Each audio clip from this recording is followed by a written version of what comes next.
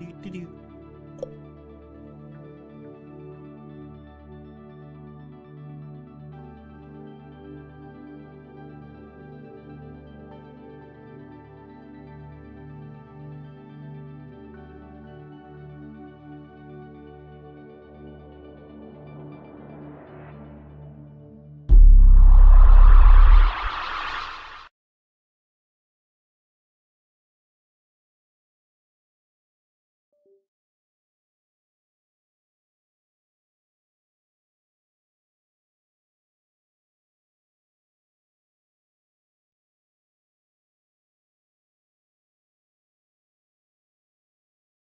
Manchester Central, otherwise known, and this is where you're all going to cheer, as Citizencon.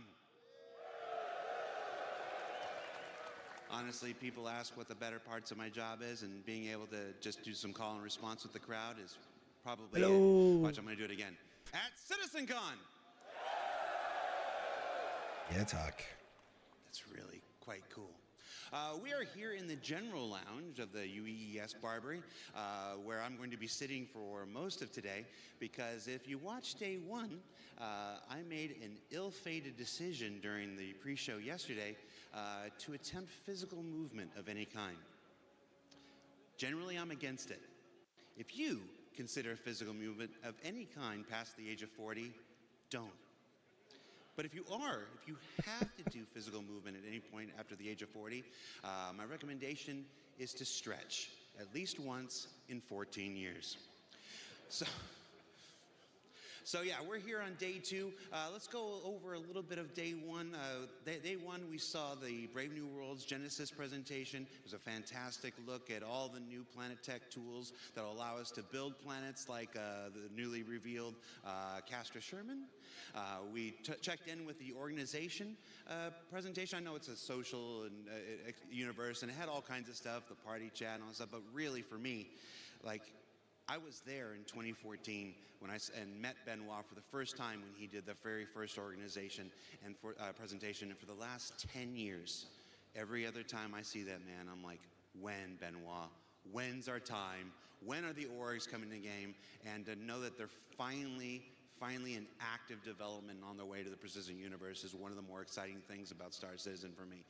It's just, you know, we're all in these orgs. Everybody's in an org. There's med runners over there. There's ADI over there and stuff like this. But that's outside the game. To finally get these orgs inside the game is a major milestone that I've waited for so long. And yeah, it's not happening today or tomorrow, but it is in active development. We'll have more updates on that when we do our other shows, the ISC and the SEL, over the remainder of this year and well into next year. Then we had that cosplay contest. Who actually won? Who won the cosplay contest? It was that giant Pico, right? I forgot to check. I was unfortunately doing some other stuff, but I hope it was the giant Pico that won. But of course, Ken Shadow, last year's winner, was back and everything. I haven't seen Ken Shadow. Ken Shadow, are you in the building? Ken Shadow, if you're in the building, come find me in the general lounge. And then, what was it? Dress to Kill, finally making good at all those armor specializations. No, don't take my water. I need my water. You just don't bring back my water. I don't mind if it's a shot I have to drink. It's my water. He took my water away. But the return of the Valakar Sandworm. We've been waiting for that since 2016, and I'll tell you, we did several playthrough tests over the last couple of years. Okay, they really wanted to move it out of the shot. I'll move it out of the shot. Watching that thing in action, the players play it. It is devastating. It is deadly. It needs a lot of tuning. And I'll give you a little BTS.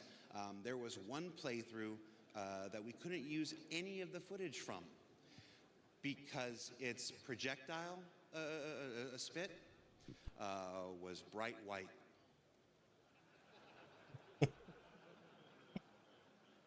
And I want to elaborate on that. You can use your own minds to wonder why we didn't use that. And then, of course, the Beyond Pyro presentation, where we finally got confirmation that Nyx is our next system, and the reveal of the Castra system pre-production. I'm going to talk, Ian, I know you watched the show. That's pre-production? Are you serious? Like, I've never seen pre-production look quite so good. So yeah, we're all really excited. And then of course, the Squadron demo. Who saw the Squadron presentation? Oh, yeah, okay, so I've been with the company for about a decade now. And for the first 9.5 years, I made myself a rule that Squadron I wasn't going to pay any attention to. I never went to the meetings.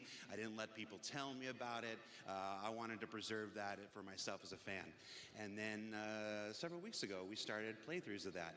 And I often say we have the same conversations you guys do, we have the same reactions you guys do just a few weeks early, and that was very much what happened with the Squadron presentation. We'd get these big reviews in the studio, and we gather everybody, so everybody could watch the playthrough on our big screen in the studio, and everybody could take notes about everything that needed to be adjusted and stuff, and it's been a heck of an experience over the last 2 months, really dialing that in and get that down. And despite the crashes that happened yesterday, a full, brand new playthrough is available on YouTube now. Rich Tyrer, I don't know if I'm supposed to share this, but I'm going to share it. Rich Tyrer left here, went straight back to the office, straight back to his computer, fired that thing up, and just played it, start to finish, 75 minutes without issue, recorded it, gave it to us, and said, "Get that on YouTube now." So, Rich Tyrer, fantastic player. Everybody, a round of applause for Rich Tyrer, please.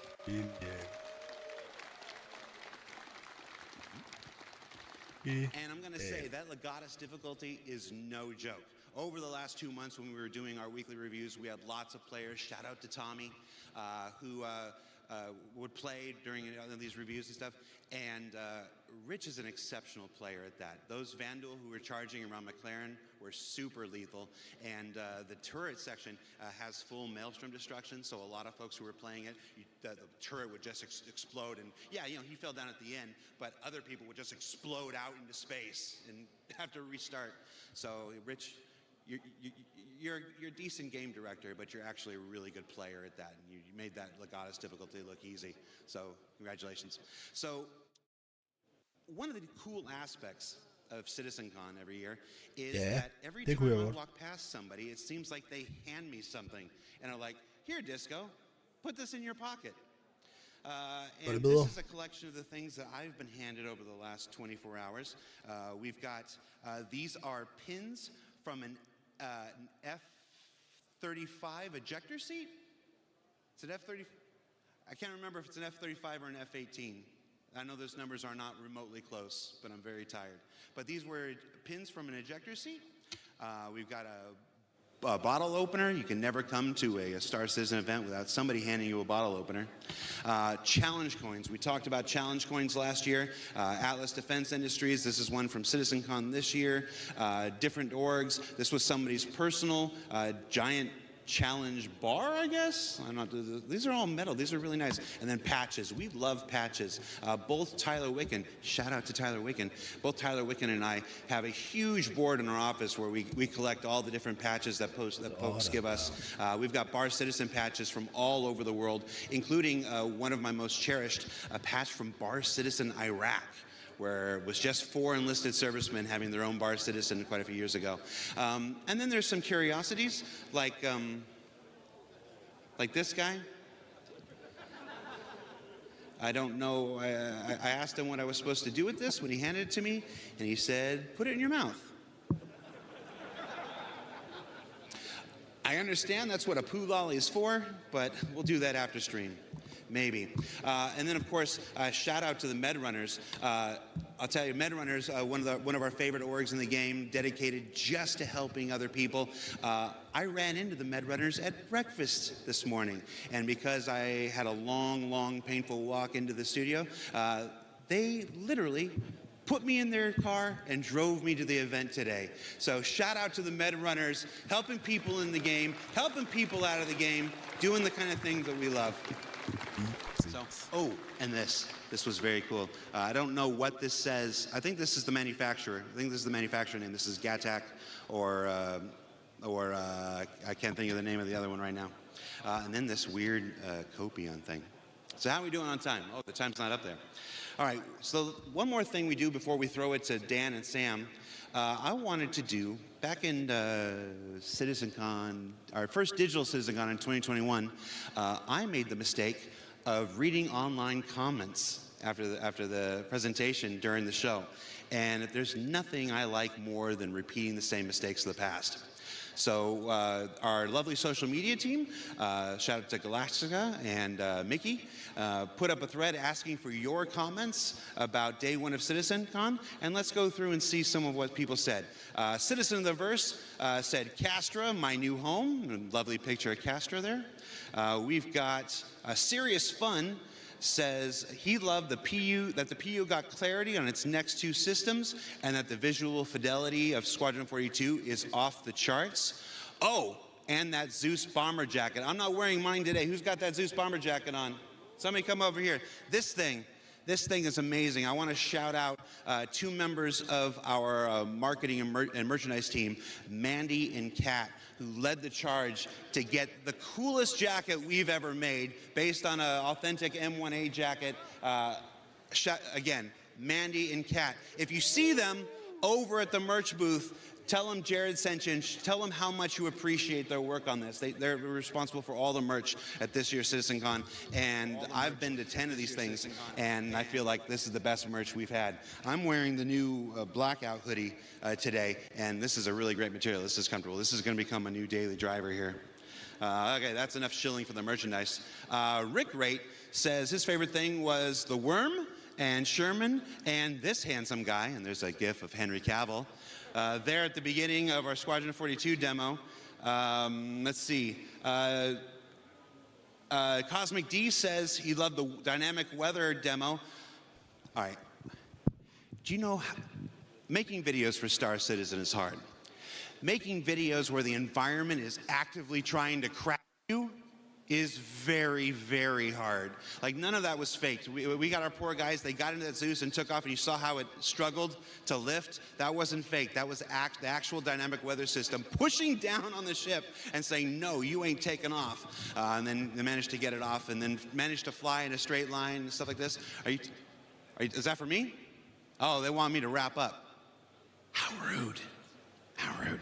All right, so we'll read one more comment, and then we'll pass on. We're not going to read that one. We're not going to read that one. You don't even know my mom. Okay. Uplink says, my favorite part was when the sandworm said, it's sandworming time, and then sandwormed all over those guys. We remember it exactly the same, Uplinks. All right, so that does it for me. I'm going to throw it to Dan and Sam, who I believe are over at the Sim Pits, and see what kind of hijinks they're getting into. Guys? Hi, everyone. Welcome back to CitizenCon Day 2. Woo! I'm Sam, and if you didn't meet me yesterday, I kind of do some voices and stuff. I also flew a Carrick. But I am supposed to be here with Dan, and for some reason he's not popping up like he did yesterday. Hang on. I think I can smell incompetence. Oh, Dan, there you are. Come on. Are you doing okay? No, I'm not doing all right. Look at this. I'm keep blacking out. Dan, I don't think you should try playing this game. I don't think I should either, but it's so fun. If you guys are here on the show floor, these Monster Tech Sim Pits are really haptic. My ass is vibrating right now with the ricochet of bullets hitting my rear. Dan, shall I take over for you? Please take over. Okay, maybe I'll give him a break. Come on, Dan. All right. Help, thank you. Turns out, not very good at video games, and Sam's really good at video games. So this is gonna go well. Yeah, let's see you get in. All right, well, maybe it's not so easy. Maybe it's not so easy. Okay.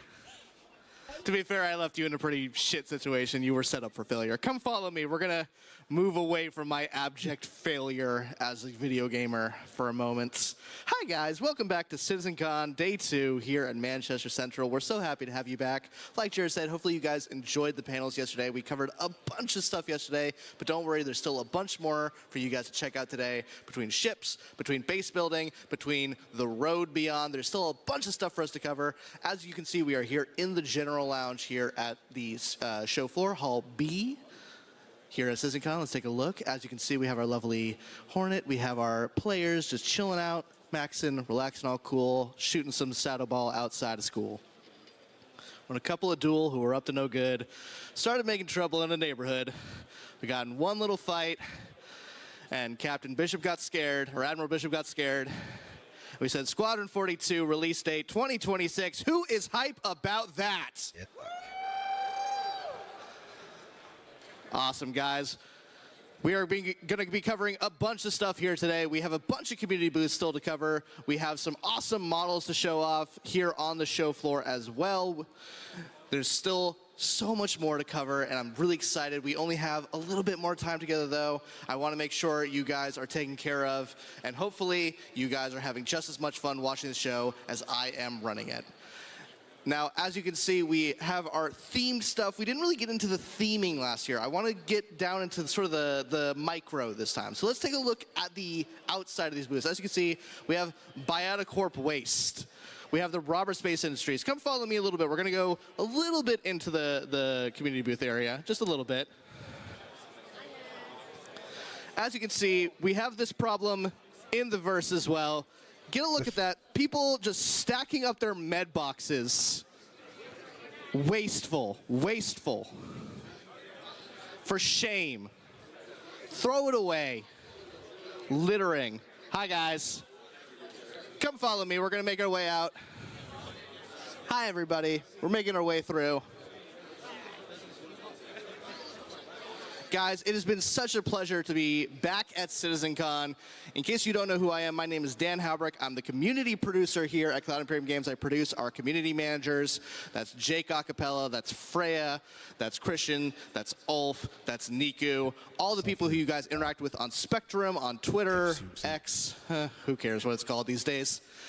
I help produce those guys and make sure they're giving you guys the updated information, chatting with y'all, and it's been such a pleasure getting to actually get to know you guys as well. You guys have been so amazing here at Citizencon this year.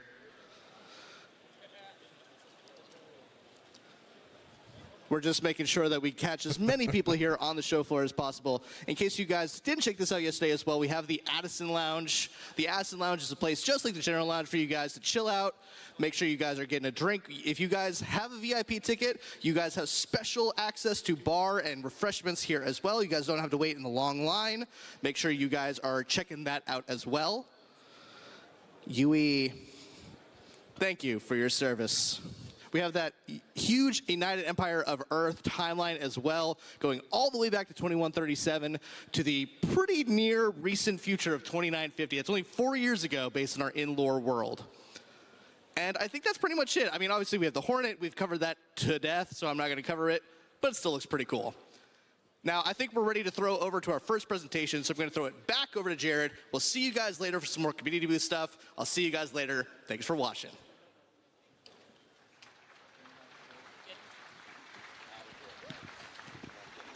Now I'm just hydrating on camera. Just he's just doing his job. We are backstage now. This is an area that we don't usually get to see at Citizencon. This is the backstage area where the nerve center of the entire live stage show here. These are the folks who are working tirelessly to make sure that all the right slides go on screen, all the right videos play, all the right sounds play. Hey everybody, how you doing? As you can see, they're very, very focused. You excited to be here? Consummate professionals dedicated to doing their job. Hey, how am I doing?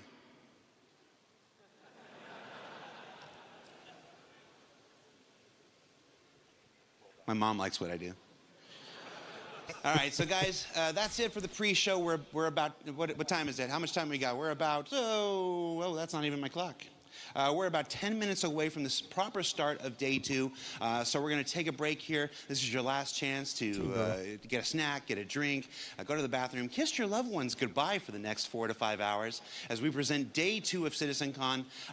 It's a different beast. Yesterday was the universe that we create. Today is dedicated entirely to the destiny that you're going to build. So stay tuned. You're not going to want to miss it, and I'm really, really excited about today. So thanks for watching. We'll see you in about 10 minutes, everybody.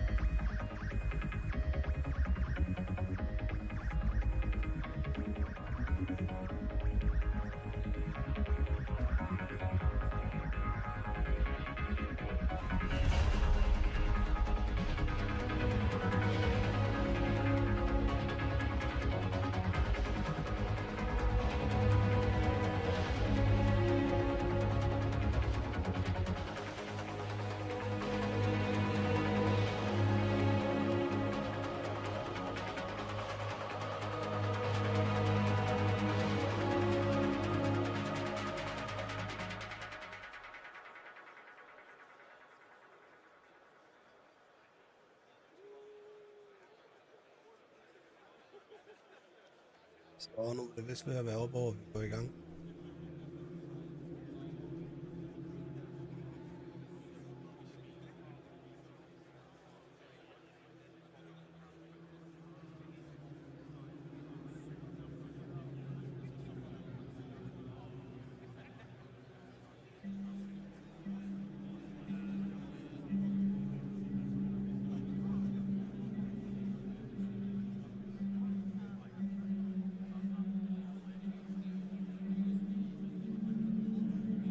Kom så.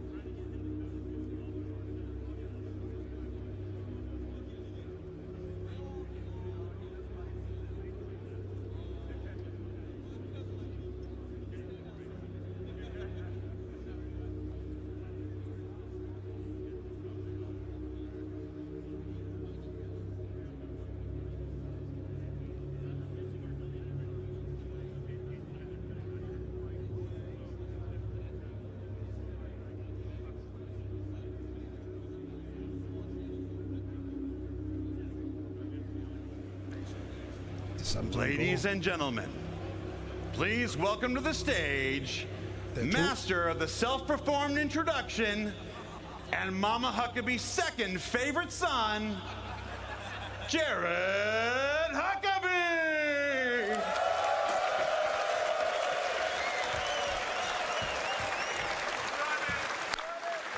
Hello, Citizencon!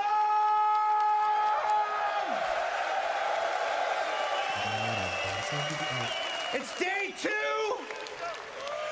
We liked it so much the first time, we're gonna do it again. Now, as the last guy during the pre-show said, day 1 was focused on the universe that we're creating. Day 2 is all about the destiny that you forge. Now, a little history lesson here. Back in 2015, the persistent universe was first launched. I think it was November or December or whatnot. Everybody remember Port Olisar? Everybody remember that one Big Benny's machine that somehow you could move it? And the Big Benny's challenge of spending hours and hours of just doing this?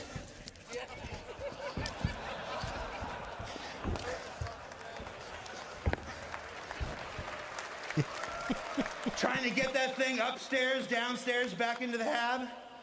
Shout out to Bad News Baron if you're watching. No, those were the days. Now, since that time, the precision universe has grown. It's expanded. 3.0 arrived, and it had a whole bunch of new planets and moons and stuff like this. We've got microtech. we've got Hurston, we've got Area 18, and what's the last one? We got Lorville. If you live with the developers, they still call them Stanton 1, Stanton 2, Stanton 3, so it's hard getting the two realities to reconcile in your head. But since this time, you've all been visitors. You've logged in, and you've done your thing, you've gone on adventures, you've fought some xeno threat, you've mined some barrel, apparently, a whole lot of barrel, if we're looking at that trivia from yesterday. But this entire time, you've been visitors. Starting next year, you stake a claim in the persistent universe. Starting next year, the persistent universe truly becomes yours. And we have got a handful of gentlemen to tell you how they're going to do it, how you're going to do it, and how amazing it's all going to be. So please welcome to the stage Design Director for Star Citizen and Squadron 42, one of my dear friends, one of my DMs. Hey, when are we playing again? That's not a good look. All right, please welcome to the stage Design Director Rick Porter.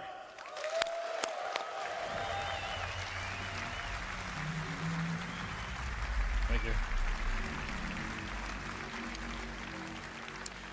Thank you, Jared. And thank you, Citizencon. It is an honor to be here. Yesterday, we presented the verse that we're creating for you. We shared new tech, locations, creatures, giant worm, social features, things we're doing with orgs. We even played the first chapter of Squadron 42 live. How great was that? Yeah? A few minor glitches, but nothing we can't sort out. So today, we got something just as exciting to talk about. But instead of focusing on what we're creating for you, we want to show you the world that you can build. With crafting, we're going to give you the tools to create your own loot, to build your own home. Crafting will fundamentally change not only how you play the game, but why you play the game. So, what is crafting? Why does it matter? Why should you be as excited as I am about this? Well, first off, crafting is a profession. It requires its own set of tools, the knowledge of how to use them. Crafting offers progression. You become a better crafter by learning new blueprints and upgrading them. Crafting builds on the existing gathering professions. When you would go out and you collect your materials for crafting, we are adding new depth and meaning to those activities. Crafting provides customization. There isn't just one way to craft something. Like I said, we have upgrades. How you make and upgrade the things you craft is sometimes just as important as what you're crafting. In addition, you can earn cosmetic upgrades, craft unique items, even subscriber flair. But nowhere is this versatility more obvious than base building. We're going to have nearly limitless options for how you construct your home, how to customize your base to meet your own goals. Most importantly, crafting gives you a lot of new choices. The choices will impact your goals in the game, your interactions with other players, and eventually how you see the game itself. So where do we get started with crafting? Well, you can't craft without materials. Luckily, we've got a lot of ways to gather resources in the game. And crafting is designed to complement and expand on all of these existing gathering professions, as well as future additions. Let's take a closer look at mining as an example. We've got hand mining and vehicle mining and ship mining. That's a lot of mining. But with crafting, we're going to introduce a lot of materials. So there's not just more to mine, but we're also going to specialize. So for instance, each type of mining will have its own unique materials to gather. Gathering specific materials efficiently will require you to use the right gathering profession. Let's talk about refining. Currently, only mining resources can be refined, but doing so allows you to turn them into more valuable processed resources. With crafting, we're going to expand refining to include options for all raw materials. In addition to expanding the variety of materials you can gather, refining lets you create processed materials that you're going to need to craft your upgraded blueprints. So now that you've gathered all these materials, what do you do with them? Currently, your only options in the game really are to sell them to a shop or maybe complete a contract. Adding crafting into the game radically changes your options. You can still mine, refine, and sell your resources, but now you have the option to make valuable and unique items, weapons, armor, even vehicles and ships. Right? Nice. And by valuable, I mean that the crafted gear that you create has the potential to be better than anything you can buy in a shop.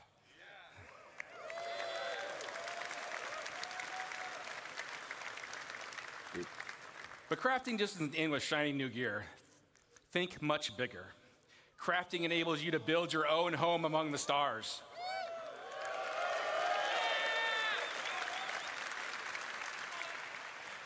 You choose to make a farm, a hunting lodge, an industrial complex, your own trading hub, a military outpost, even a sprawling town with your friends and org mates.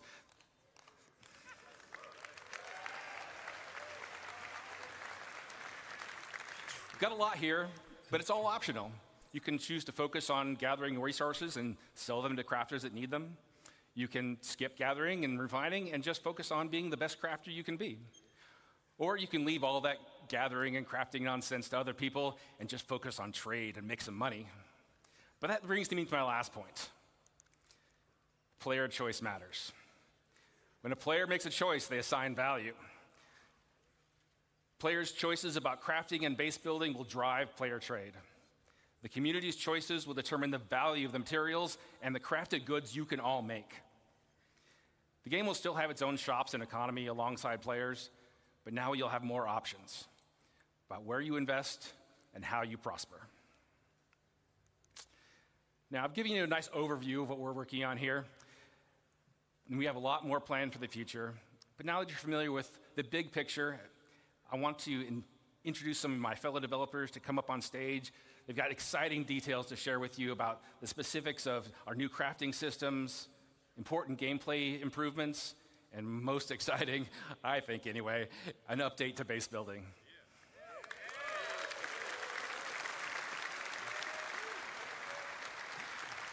To start things off, please welcome Jacob Taylor to the stage.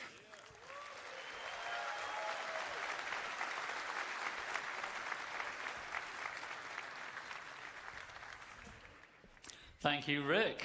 And hello, Citizencon.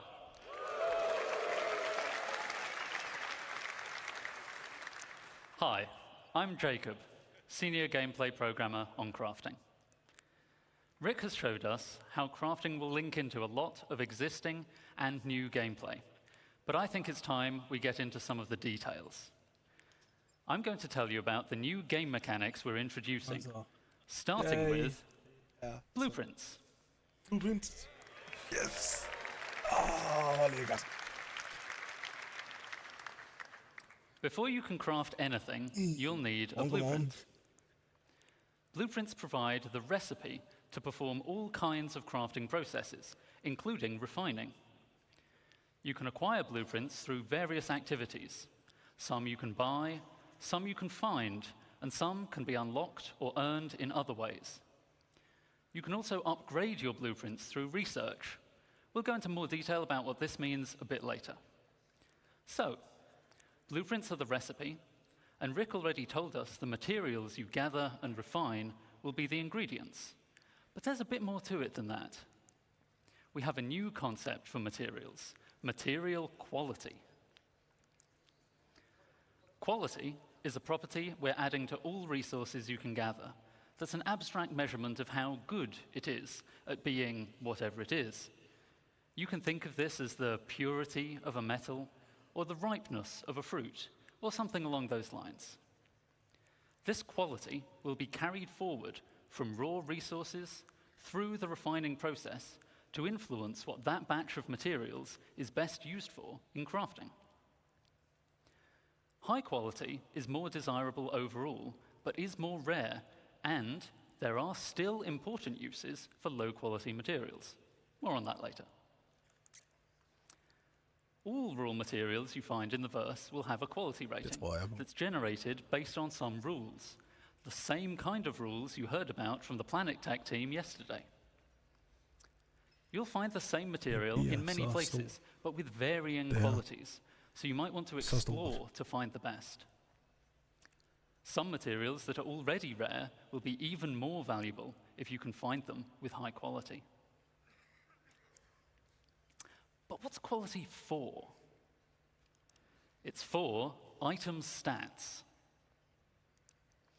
Alongside quality, we're introducing a new item stats system to the game.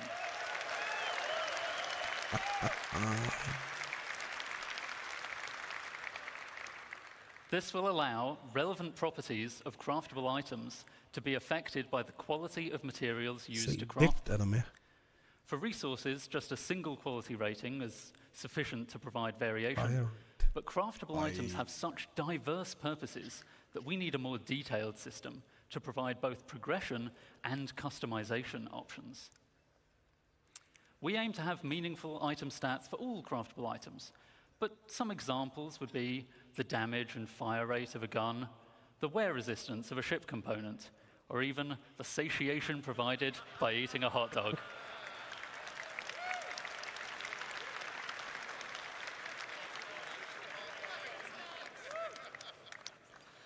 So, Det tror as jeg I helt said, sikkert, der gør. the quality of materials will directly affect the item stats, such that higher quality results in better stats.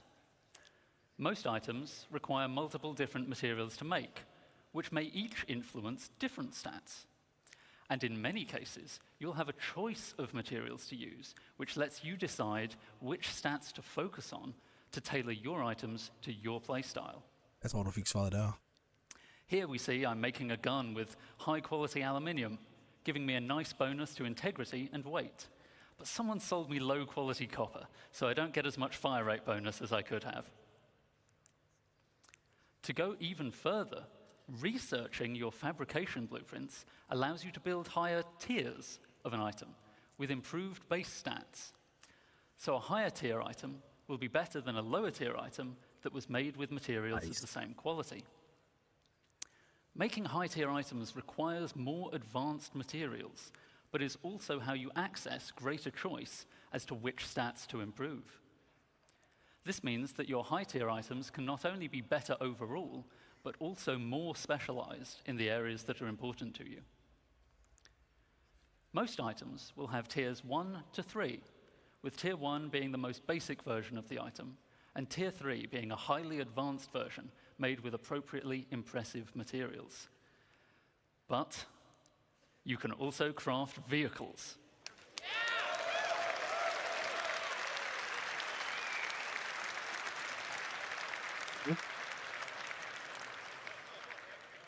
And vehicles are so important that they will go up to tier 5, providing a way for you to really invest in making your favorite vehicles excel. Of course, many of you have already bought your favorite vehicles, so you don't really need to make them from scratch, right? Or maybe you've pirated, salvaged, or otherwise commandeered a vehicle. Not to worry, you can still benefit from crafting by using an upgrade blueprint to increase the tier of an existing vehicle, including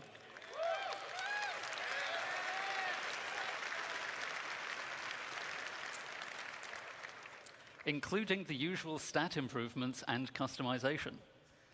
Upgrading a vehicle can save a lot of time over crafting it from scratch, so it's a convenient way for established vehicle owners to bring the benefits of item stats to their fleet. Let's take a look in-game at the difference it makes to have high-tier equipment made from high-quality materials. See how the recoil is reduced on our high-tier gun. The spooling is faster on a high-tier quantum drive. Yay.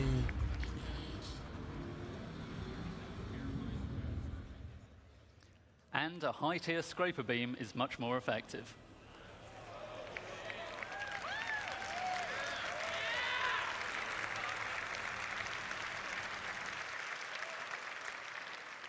So, That's an overview of crafting's key game mechanics. I'll now hand over to Torsten to walk you through the full crafting process. Thank you, and have a good day. Der er også hype herinde. Det er for fedt. Hold kæft, det er fedt.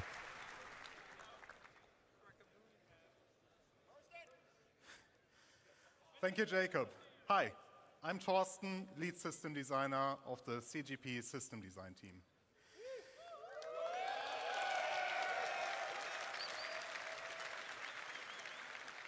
We now saw all elements of crafting looked at individually. Let's bring them in order how you, as the player, will experience the crafting profession. You will start with acquiring the correct blueprints as the first step in the crafting process. Man kan begynde at As sælge det Jacob her. already mentioned, blueprints can be In-game acquired loot. in multiple ways. Fordi det er Let me high give you tier. some examples here. Så har vi, hvis der hænger en Purchase competition. commonly available blueprints, earn them from reputation and mission rewards, or even find Garanteret svært at them in lave. loot crates. All content in our game could reward you with a blueprint. Some blueprints will be challenging to find, so players working together may find them easier to acquire. While you may find a blueprint on a datapad or other portable device, the blueprint itself is not a physical item. You don't collect them in a box or stack them on a bookshelf. Blueprints are digital. Once you claim one, it is permanently added to your personal library. This library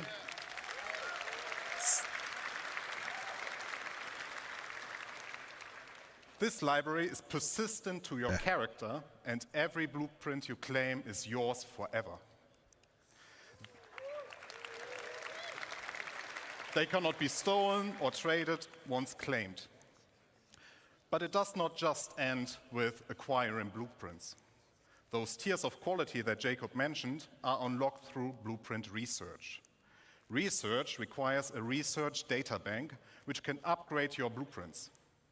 Upgrading here means that you unlock a blueprint that allows you to create a better, higher tier version of the same item using more advanced materials.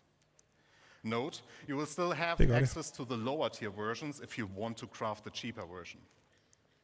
In order to upgrade a blueprint, you may need to perform certain actions. In this example, we need to craft 100-volt pistols and have one with a higher fire rate. Other examples would be collect resources, complete missions, or acquire research data from the Science Guild. Research is time-intensive, in addition to the action requirements. It will take time for the research data bank to process your research data and unlock the upgrade. You are also limited in how many research projects you can pursue at once. Now that you have your blueprint and you decided what to craft, you also know what resources to look for. Every blueprint you find will have unique requirements in their resource needs. It will not just be you need iron.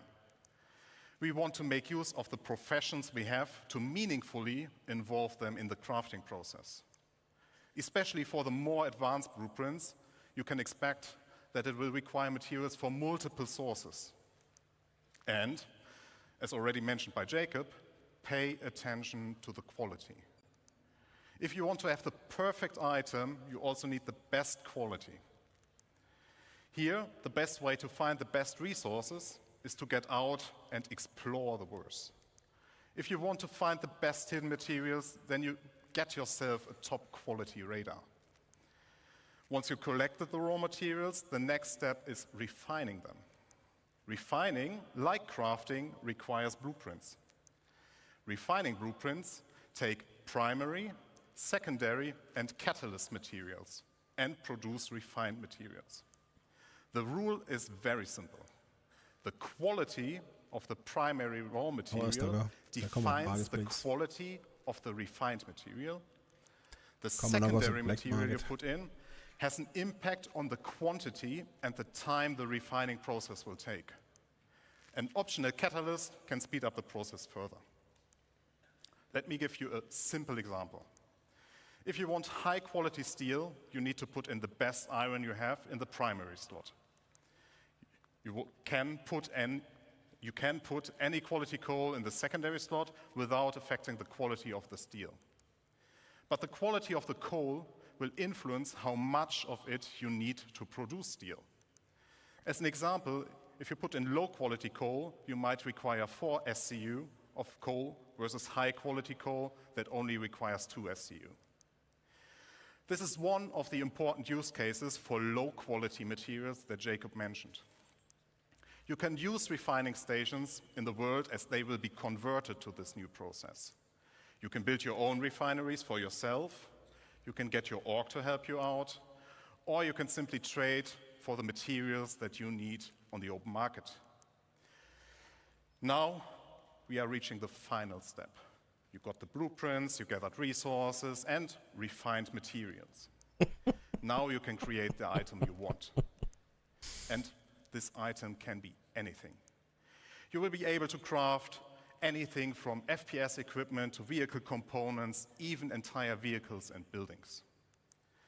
You just need access to the relevant crafting machine.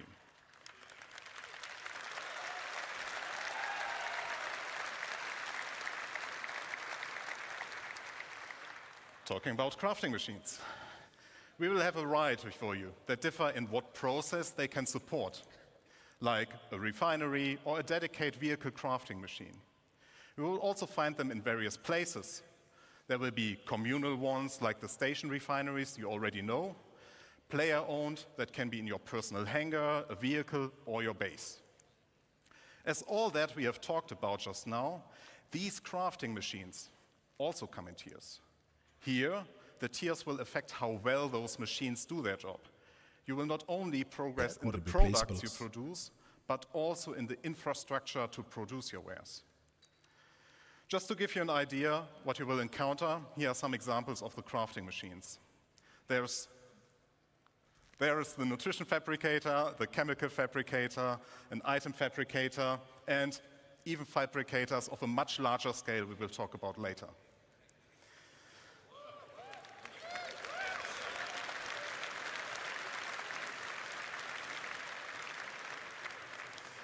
Talking about scale, I would like to talk about the future of crafting and the scale it will have in the game that you all know, and how it will change the game moving forward. As you all know, we have a lot of items in the game, and they all require their own unique blueprints. That means our aim is to have more than 1,000 blueprints that include the creation and the refining blueprints. And each of those can be researched to unlock tier upgrades up to tier 3 or tier 5. That's a lot of blueprints. And it will surely take a lot of time to unlock everything. So I personally recommend that you, as the crafter you are, focus on a specific field first and extend your knowledge from there. Collaborate and coordinate with your friends and fellow players. If you are part of a group, we invite you to share responsibilities with your org mates. Maybe you will be the FPS crafter while your friend is a ship crafter, but they know a ship component crafter specialist.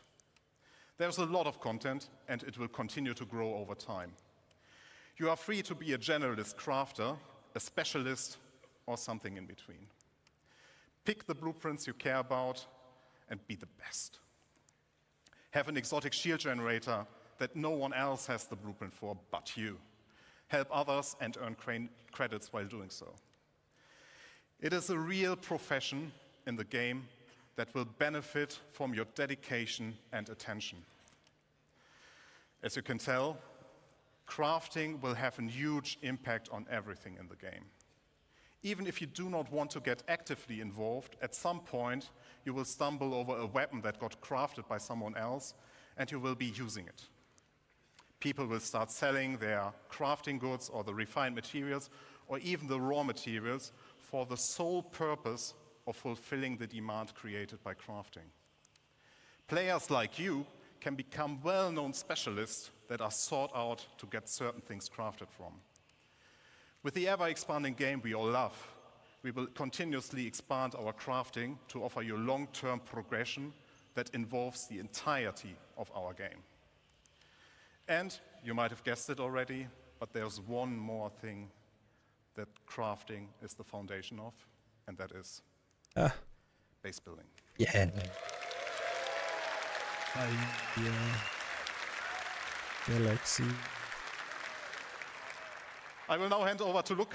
Enjoy the second part of this presentation. Thank you very much. Ja, sin signatur på sin egen bog.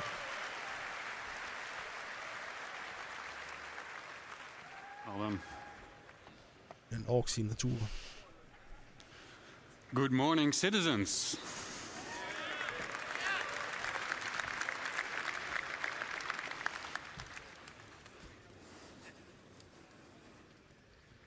Hvad fanden sker der? Who's excited to start talking about this next topic?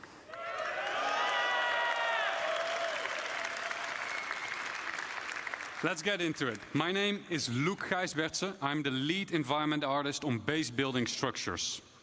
Now that we have an understanding of the fundamentals of crafting, thanks to Jacob and Thorsten, we can explore how crafting is the foundation of base building. Up until now, everything in the game we made for you. From here on, we will give you the tools to build your own stories, your own homes, and truly make the universe yours. Join me on a journey on building our own.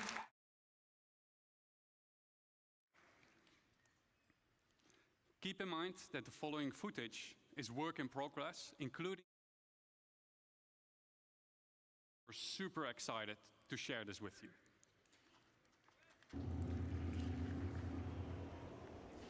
We found a beautiful location by a lake.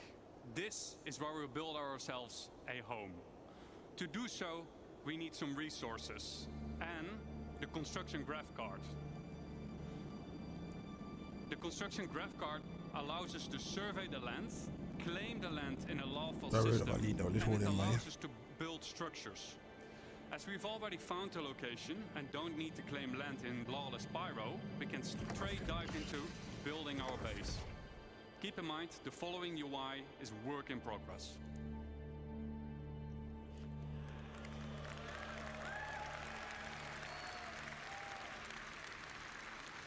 A survey drone that deploys from the top of the card gives us a controllable augmented view of the land. In the new structure mode, we'll pick a small basic structure and hit construct. For this demo, the construction will be instantaneous, but in the final product, this will take you quite some time.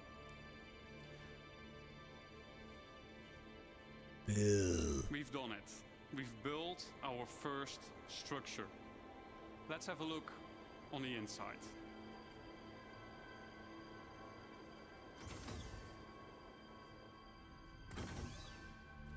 As we walk into the small basic structure, we see an empty interior that is dimly lit. It's up to us to define what we will use this space for. In our case, we will want to make it into a home. We can see that the lights are still off, and that is a problem, because no lights means no atmosphere, no breathable atmosphere. So it's not ideal to live in. So how do we solve this issue? We can improve this by providing the building with power. Let's see if we can build something that helps us out. But before we dive into more building, let's take a quick moment to enjoy the freedom that the survey drone provides us with and admire the aesthetics of our first structure. And I wonder what Declan was up doing there. Keep in mind that base building is still work in progress, but what you're seeing right now has been recorded directly in the client and works seamlessly between first person and the building mode. Okay, enough. Back to base building. In the list of new structures, we see a small fuel generator. That is something that could solve our problem, I think. Power providing structures need to be hooked up to other buildings inside construction ER mode, but we'll explain this later. The fuel generator is one of several structures that provides power, each with their own benefit and drawbacks. Fuel power is quick and easy to build, but it requires a constant supply of fuel besides its regular maintenance. If a structure is not maintained, it will halt its activity. Players will need to maintain fuses to keep the building operational. The better crafted fuse, the longer it lasts. This is where the fuse goes on this building. Next up, we have a terminal that gives us access to the status of our building. And, more importantly, we get to activate it here.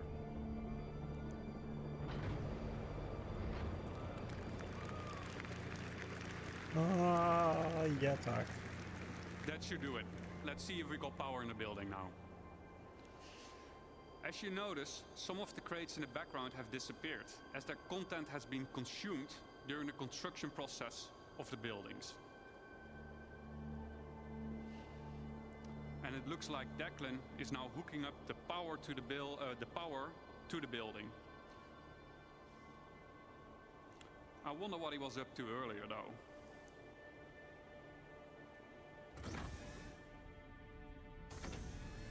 Wow, Declan has been busy decorating the place.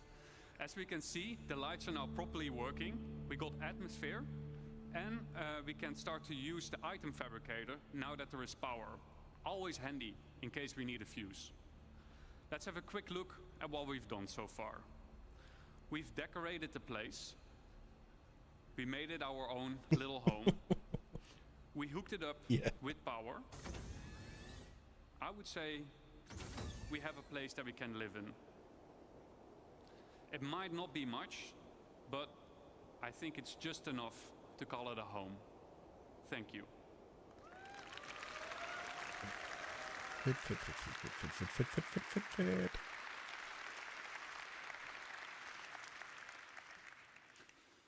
Now that we have a rough understanding of how base building works, let's dive into some of the specifics of what we just saw. The construction graph card is one of 4 devices used for base building. The graph card is a mobile device that lets you construct a variety of small structures and has been designed specifically to fit into the smallest ships, like the Drake cutter. The graph card allows us to survey the land, to find a good location, to claim the land with credits when we're in a lawful system like Stanton, and, most importantly, it lets us build structures. To use the graph card, we will first need to deploy it. Once deployed, we see 2 small construction domes inside the card, and the interactive screen gets revealed to us. From here, we can deploy the survey drone from the extended top part of the card. This survey drone gives us a bird's-eye view of the surrounding area using augmented reality mode, ER mode for short. Let's have a look at some UI concepts of how this augmented reality mode will look like. Here's a concept of construction ER. From here, we get a more detailed view of the land. Where can and can't I settle? For an example, inside a nature reserve, construction will be prohibited. Are nearby areas flat enough to place my structures on? Are there any underground extraction deposits nearby? And if so, what are their quality and quantity? Let's say we found a good place to start building our base. Then next up, we need to find a good place for our first structure. On the left-hand side, we can see that we're now in structure creation mode.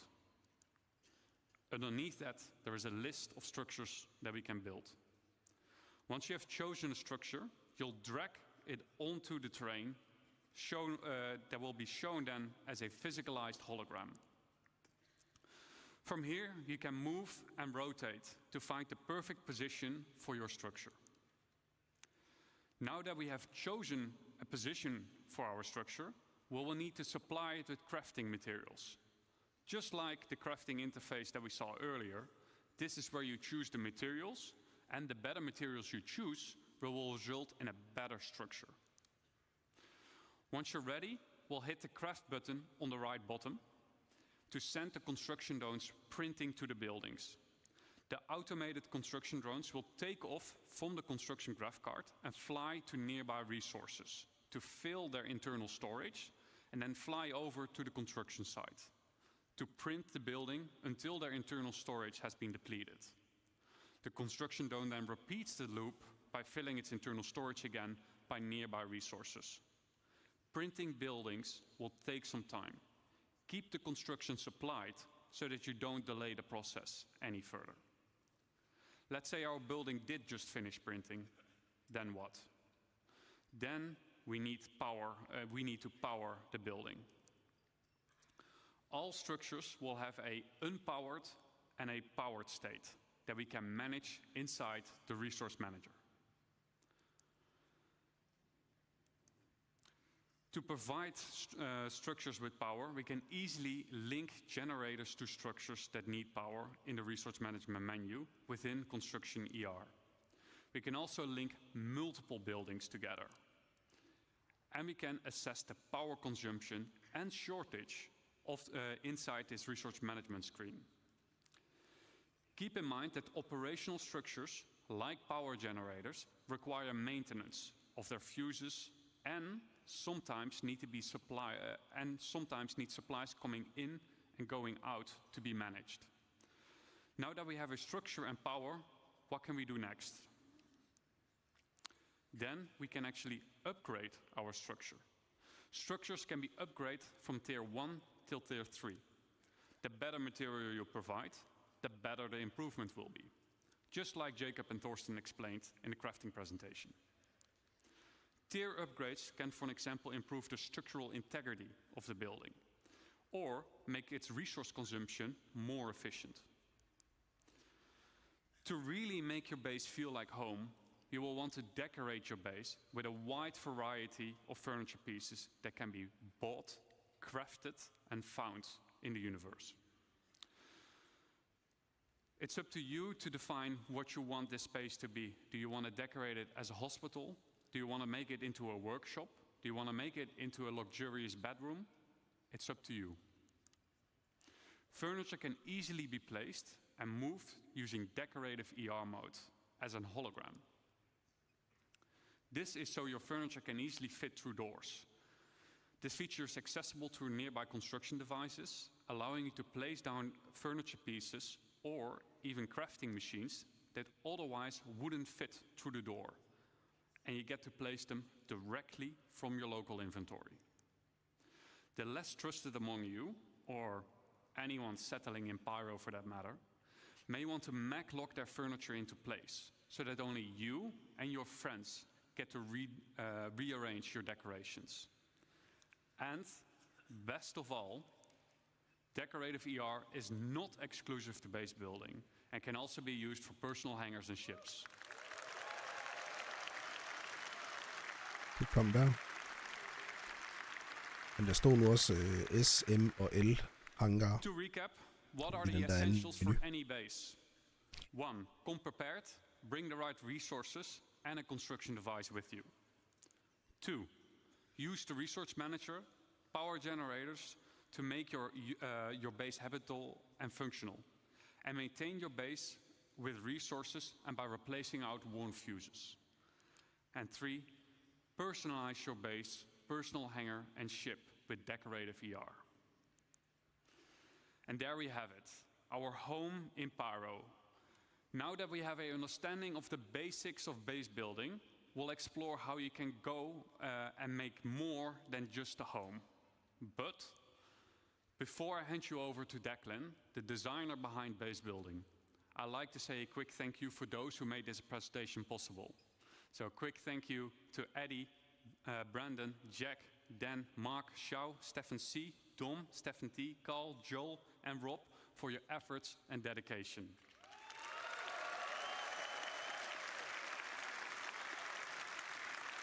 Now give me a warm welcome for Declan.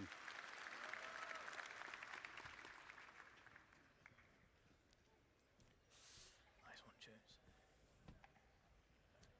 All right, thank you, Luke. Good morning, everyone. Morning. My name is Dec. I am the system designer behind crafting and base building, and we've just seen a nice little base, right? That's good for cabin in the woods. Maybe you want to place it down next to big redwoods, go and explore, or a place to stash some loot you perhaps shouldn't have. But do you want to see a big base? Yeah. Good, because we're going to industrialize. So we're going to set ourselves a goal before we do a video, and we're going to create a base that's capable of crafting something that's bigger than the item fabricator can handle. It's been a bit of a spoiler already as to what it's going to be. So to kick us off, called in the help of a friend who has a specialized, not yet revealed base building vehicle, and he's built us this. It is the construction hub. This has 4 automated drones compared to the GravCarts 2. They can build small, medium, and large buildings. So far, we've only seen small. Automated drones are capable of building 1 structure each simultaneously, so 4 is quite a big advantage.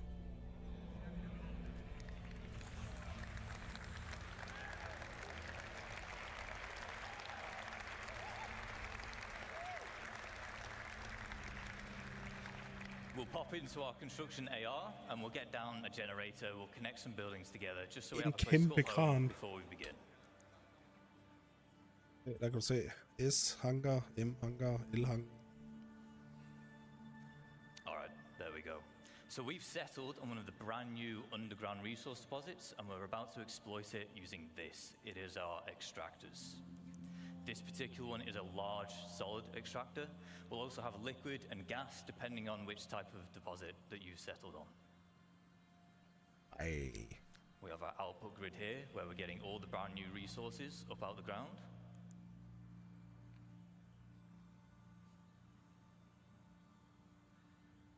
And it is important to note that once these things are set up, it's not a case of just free resources forever. On key structures like this, there are fuses which will occasionally need replaced, as well as environmental wear which can be fixed using crafting materials.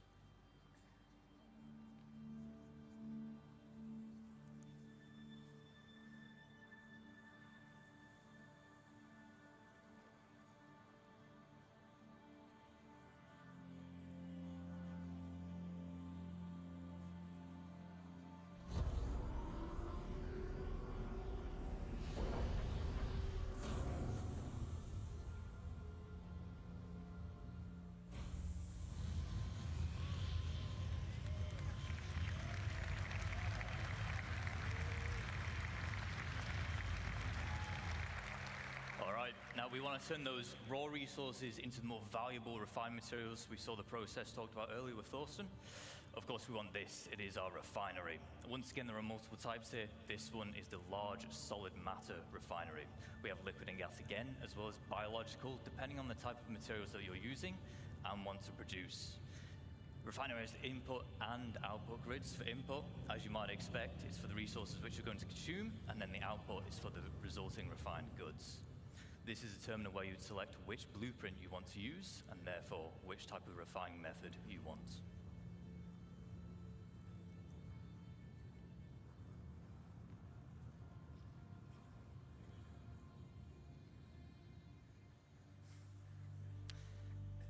A lot of crates here with our extractor and our refinery, so we're going to put down our elevator storage.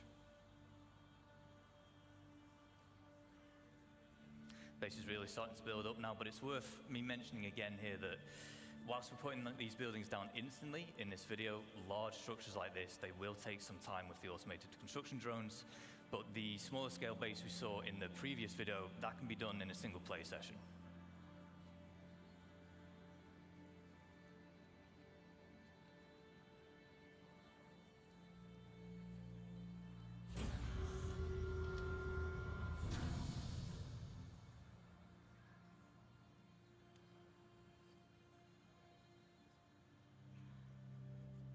We'll just keep on putting down more extractors because we want as much as that valuable resource out the ground as quick as possible.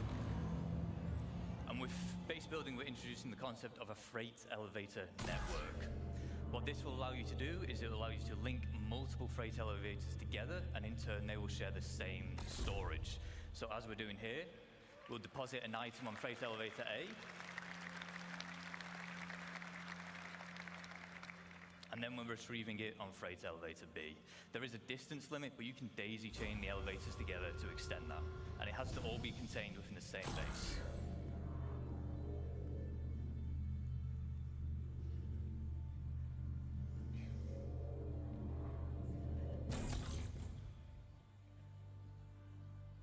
Now, as we expand, we might want to invite more people to join us. This is easy to do. There will be permissions that we can set up, granting people access to our base, and they can even build their own structures if they wish. We can also give them access to existing structures, which is how you can form your org storage using those freight elevators.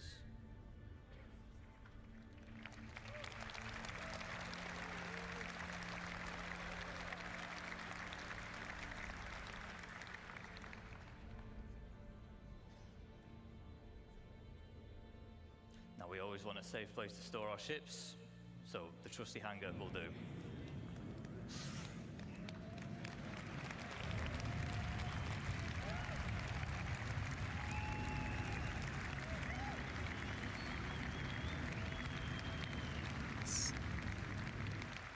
See, it has this large, we call it a foundation tile. It's quite special in that it can actually deform the terrain around it, making it easy to place such a huge structure like this. You can also place other buildings on it, so it's easy for making large, sprawling bases. However, there is one final piece of the puzzle that we need to achieve our goal, and it is this, our very own fabrication hangar. Does anyone want to guess what we're going to build in a fabrication hangar? An Idris, maybe not an Idris, if I'm honest. We'll have a drive around, we'll go to the entrance, and we'll see what's in store for us.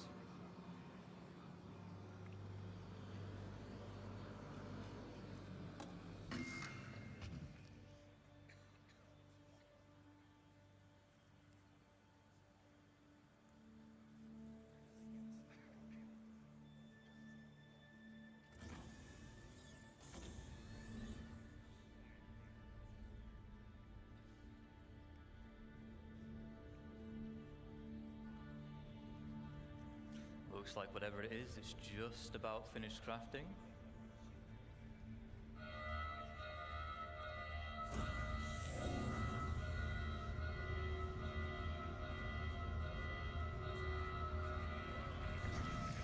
Of course, we were going to build ourselves a ship.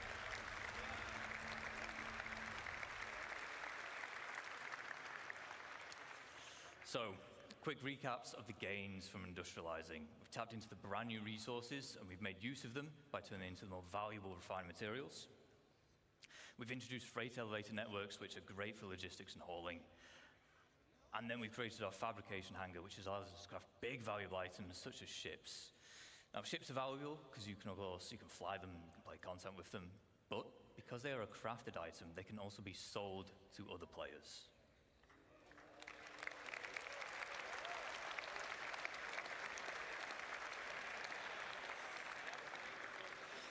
So, with base building, you're going to be able to set up your own shops, and there's two main ways you can do this. The first is using a dedicated trading terminal. You can link these to your freight elevators, and in turn, any items within can be listed for sale at a price you deem reasonable. This includes resources, refined materials, and so on. Using the terminal, visiting players can browse what's on offer, purchase, and then collect from that same freight elevator. The second method is to set up a physical shop in the world. By using the decorator AR we saw earlier with Luke, you can maglock items and then list them for sale. Once again, browsing players, they can see the price of the maglocked item, purchase it, which then removes the maglock. Wait. Of course, the nice thing with physical shops is you can genuinely make it feel like a store. You can put items on shelving. You can even go as far as to make your own ship showroom. You can advertise your wares on a MobiGla pass for UEC. However, it is important to note that the point of purchase will always occur at the base itself. Now that we know how to set up shop, I just want to take a moment to talk about why it's so impactful for crafting and base building the game as a whole. Understandably, throughout this presentation, we've been telling you why you want to craft all these things or why you want to build this big base. But maybe you don't have the time to build a big base and maintain it. Maybe you want to spend your time doing the missions, you want to do your beacons, that's how you want to make your credits instead. Shops mean that you can benefit from the players who do want to spend the time making those bases or crafting those specialist items, and then you can purchase them from them, which is very important because crafted items using high quality materials will be the most powerful in the game. On the flip side, if you do specialize, maybe you end up cornering the markets for a particular item or resource, and your shop will then turn into a hotspot of activity, making you loads of credits. Some of you will become infamous because of it. But bear in mind, a successful shop also depends on location. Do you want your customers on edge in Pyro, which tends to have the higher quality materials? Or do you want to spend time hauling them all the way over to safer systems where your customers can be more at peace? We've talked about selling items. Let's sell the look of your base. We have foundation tiles, which can help you divide up the foundation decals, which help you divide up the foundation tile. You can place them freely wherever you want, and they just help you mark up areas like, I want to use this place for cargo, I want this for housing, vehicles, and so on. You'll be able to earn paints in-game and apply them to buildings.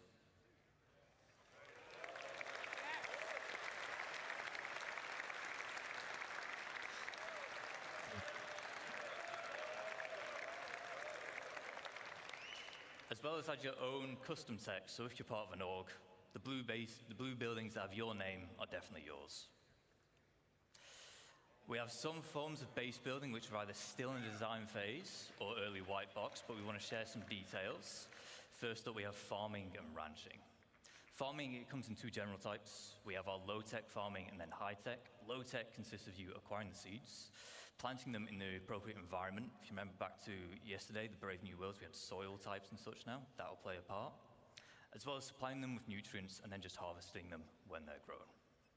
High-tech, it's a bit more involved because you've got to make the hydroponic buildings we see here, but in return, you'll be able to grow exclusive strains of plants. Ranching will allow you to keep herds of animals. You'll have to provide them with feed, water, and shelter, but in return, they will provide you with produce. Not every animal can be ranched. I don't really see a sandworm ranch anytime soon, but the quasi-grazer will, of course, will. Not yet. Maybe. No.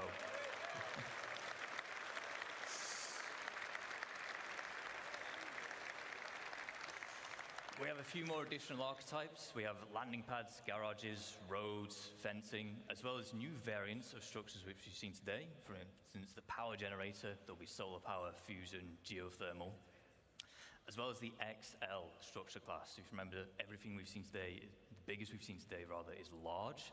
XL is larger than large.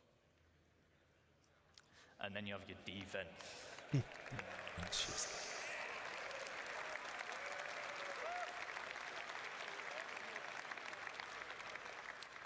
So, in lawful areas, you have varying levels of security provided for you. With max security, you are protected by planetary shield tech.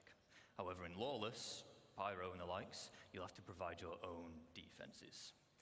These come in the form of perimeter walls, shielding, which prevents aerial bombardments, and then a range of automated turrets, such as PDC to shoot down missiles, anti-air, anti-vehicle, and anti-personnel. To round up, whilst we spent this entire time talking about how you can expand a single base, you can, of course, have multiple. These can be across a single planet, moons, across multiple systems. There are advantages and disadvantages of locations and base types. For example, in lawful areas, you'll need to buy your land for UEC, pay a tax to be able to build, and then you'll get 2025 bliver det sidste. lawless, no cost. High chance of better quality materials, but no security to fall back on. A small cabin in the woods can be great to set up in a single play session with short build times. However, the large base we just saw will take days, weeks, or even months, depending on how big you want to go. You might want to embark Jeg skulle on godt a forstå. team or an org.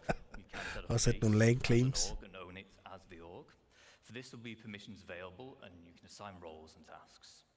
Ultimately, base building can be your main gameplay loop or a supplementary one, depending on what it is that you value.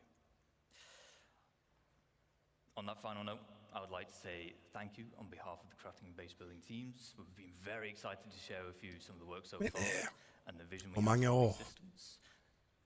But before we go, we have a 2 år. final video.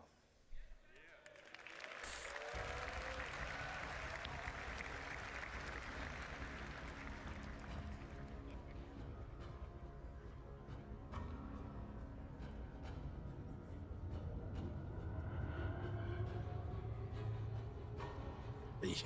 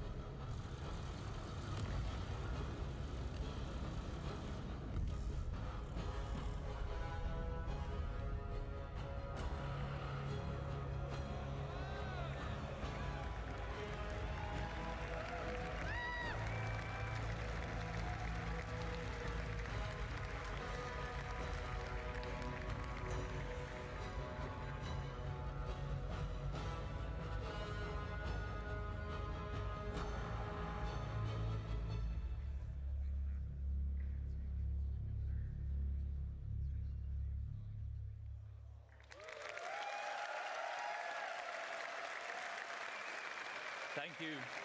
I'd just like to say thank you especially to Kian and Zheng Shui. They worked very hard on this, and you might see that base again later today. So stick around. Thank you.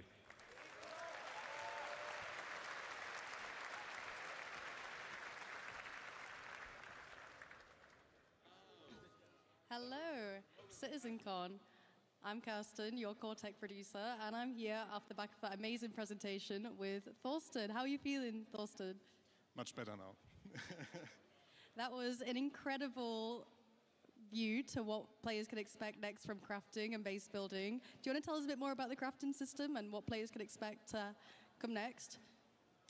So I think we talked a lot about that already in the presentation, but it's a really dramatic change, or an exciting change, I would say, to the game, because we give the resources a meaning apart from just a monetary value.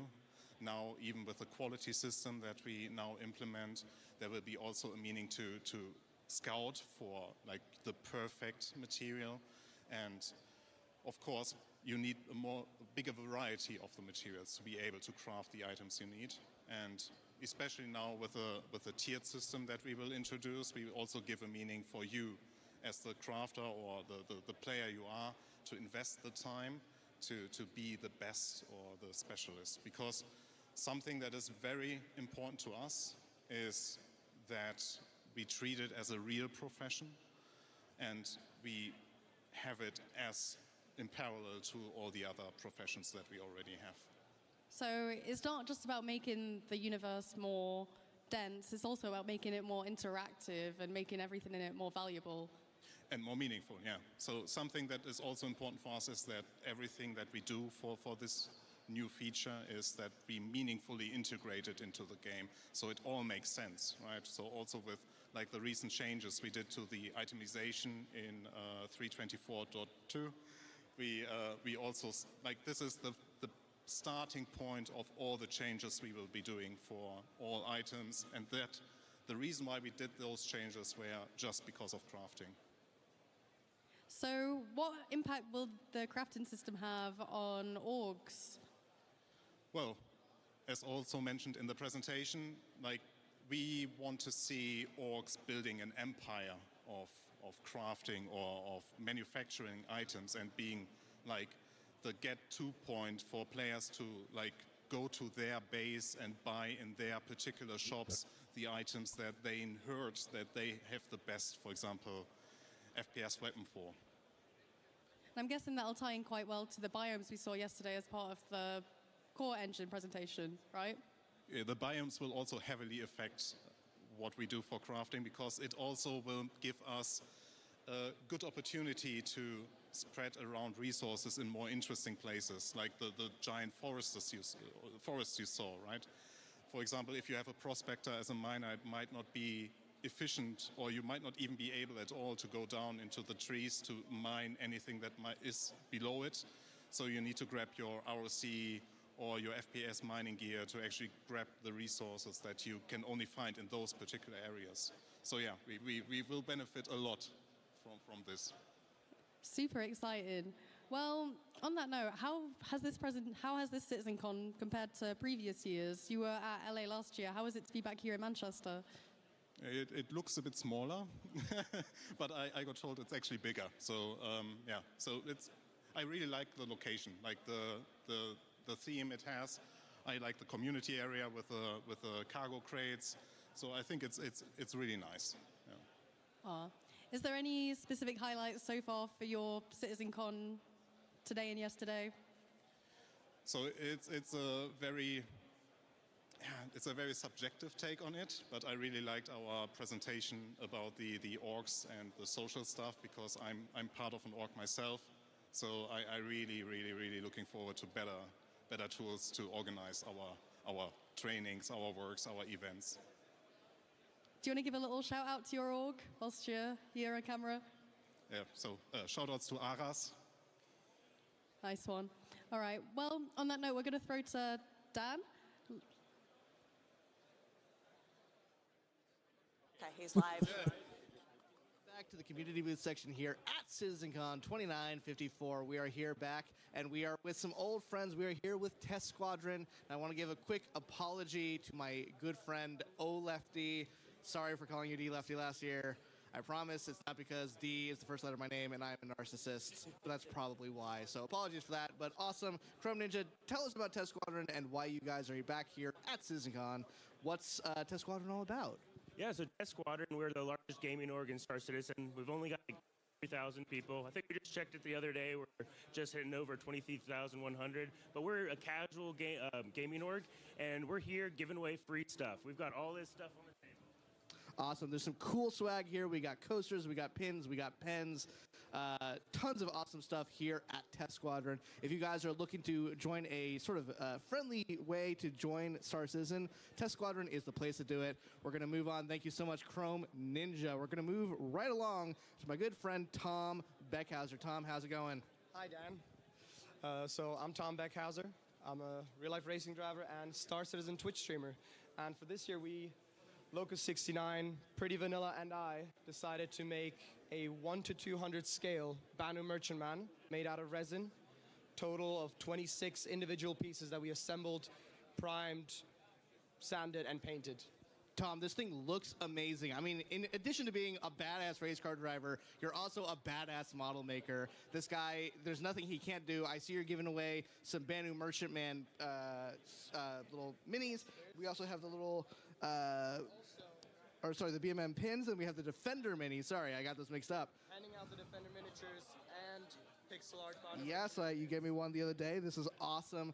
Tom, people can find you at twitch.tv/Tom Beckhauser. If you guys are interested in checking out more of Tom's awesome stuff, go check him out. Tom, thank you so much for being here.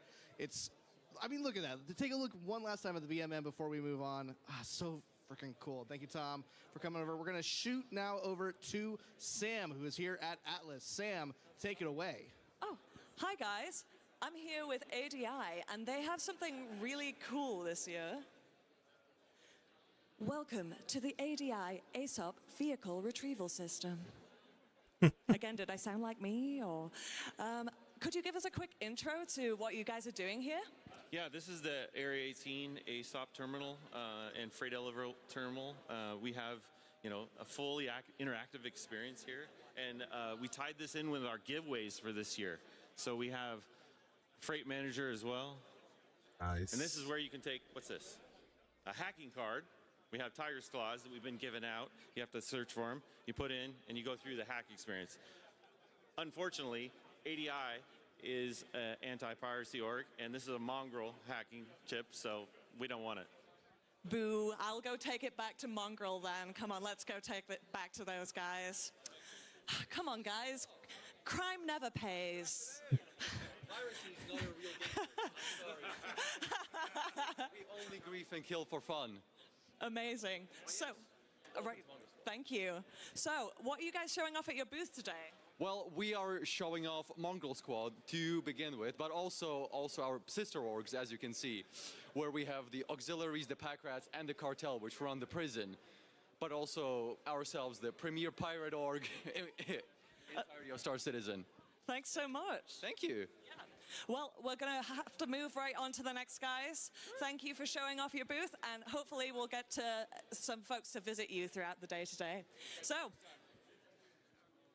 I have bumped into this guy again. I'm back. Hi. Awesome. Well, I'll take it from here. Thank you, Sam. And finally, for our last little bit of the community booth, for this segment, we still have a little bit more to go over today. We have Atmo. Now, you guys all know Atmo at this point, creators of the Daymar Rally and a ton of other amazing events. They also have an event here in Manchester after the show. If you guys haven't gotten tickets for that, please go get them right now. They're going to be over at Aviva Studios after the show. Be sure to check them out. We love Atmo. They had an official place here last year. And as you can see, they also have planned out for the 2955 Daymar Rally these awesome trophies that they're going to be mailing to the winner. These things are hefty. These things actually weigh a ton. I will absolutely be trying maybe to go to the Daymar Rally just so I can try them out, although we all saw my playing earlier today. so maybe not. But you guys do some awesome work. Thank you guys for all you guys do at Atmo. We're excited to see your guys' event later tonight. Be sure to check out Enter Atmosphere at Aviva Studios later tonight if you're here in Manchester, or check it out on the stream. Well, I think that's it for us for right now. We'll be checking out the rest of the community booths later. Sam, anything else to add? Nope, just straight over back to you guys. Awesome. Thanks, guys. All right, guys. Crafting and base building fundamentally change all life in the persistent universe. Just a little bit, right? There's more of that coming later today, by the way. Before I get to my deep honor to introduce two of my favorite people, I do want to call out these lovely little note cards here. You've seen many of our presenters and our hosts carrying them here. I have not been carrying mine, and I probably should have. This one just says, "Don't run." This one says, "Thank Kat and Mandy, but also Tyler and Leah." Guys, can we get a round of applause for Tyler and Leah, please? Now, Tyler, you probably know, is our Director of Community. Tyler is what we call internally as a product owner. He is the product owner for Citizencon. So everything that you see here at this event this year is touched in one way, shape, or form by Tyler Wicken. So please give a round of applause for Tyler Wicken.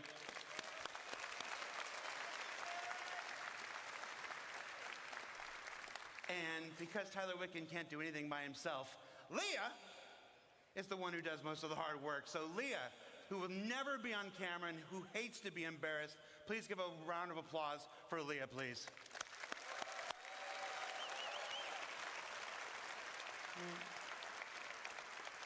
This one just says, "Learn to stretch."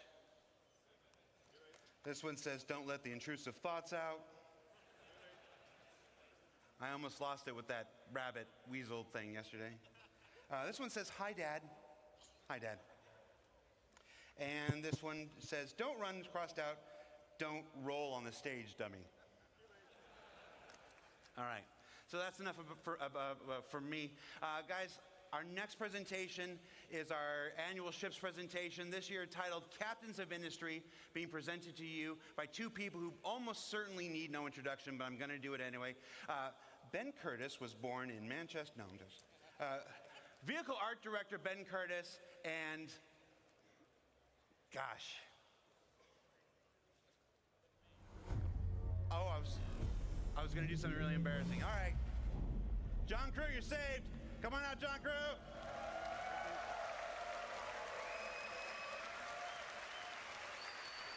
You're lucky they didn't wait. You're lucky they didn't wait. Cheers, man. Hi, everybody. It's good to see you all again. Love you too. Excited to be here. In case you don't know me and you weren't listening to Jared there, which I do quite a lot, my name's John Crew. I'm the vehicle director. My name's Ben Curtis. I'm the vehicle art director.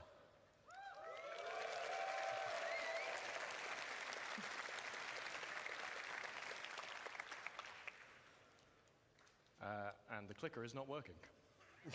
Oh. So if you've got technical difficulties... You have to do a dance, John. There we go. There we go. We're good. Right.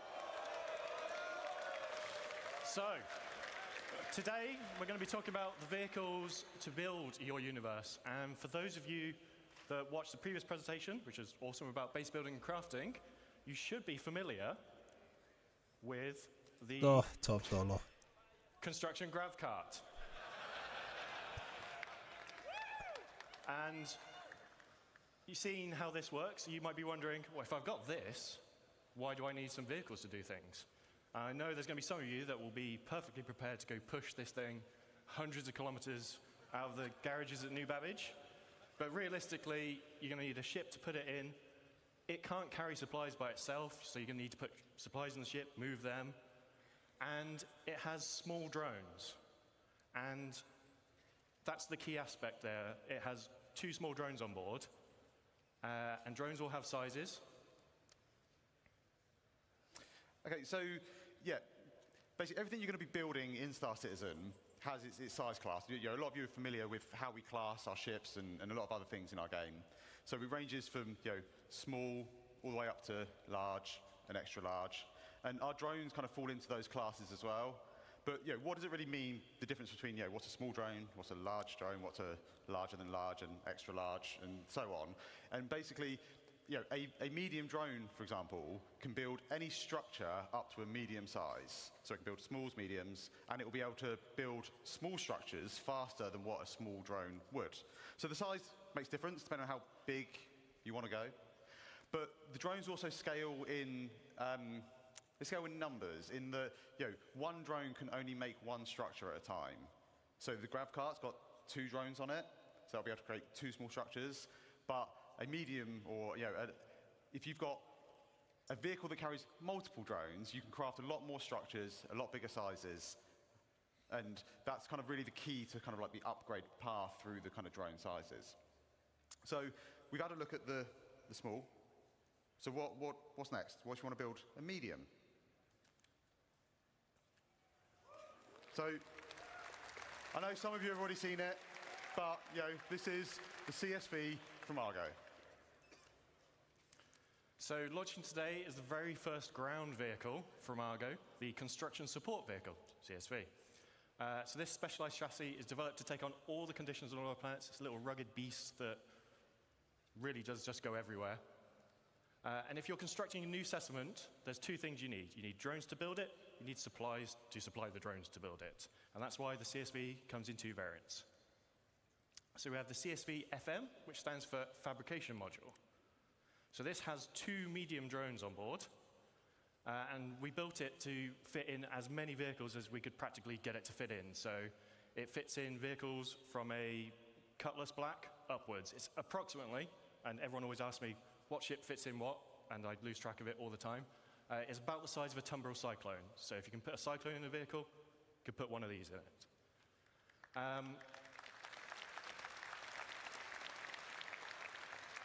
Obviously, 2 medium drones on board, and then it has an internal storage tank for resources. So it has a very small version of a freight elevator built into the back of it. So you feed it 1 SCU crates, it absorbs them into the holding tank on board, and then the drones will come back to the vehicle to refill.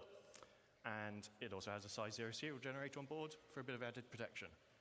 What happens when you run out of resources?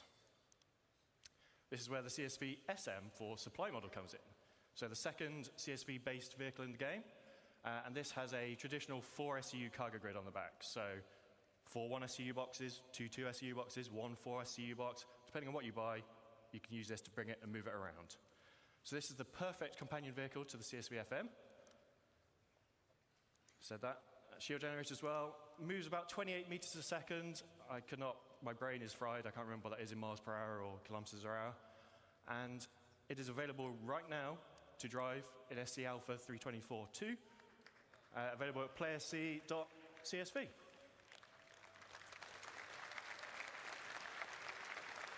So now, let's take a little closer look at the vehicle, and Ben's going to go through it.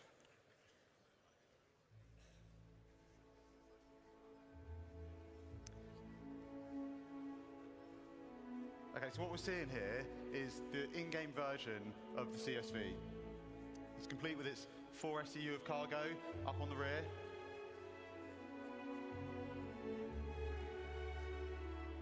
And I think the CSV kind of really builds on what Argo is known for as a manufacturer. It's got those kind of like really kind of hard industrial looks, and I think it helps it kind of feel at home on any build site.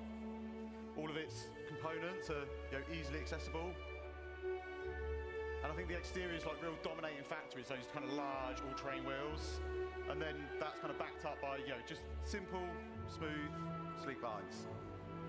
We've got the front-loaded cab that puts all the controls kind of right in the kind of where the player needs them, and I think that's one of the keys to the ship as a whole, or the vehicle as a whole, sorry, is it's simple, it's purposeful, it's functional, and I think that just kind of just helps it to kind of feel part of that Argo family. Alles equipped.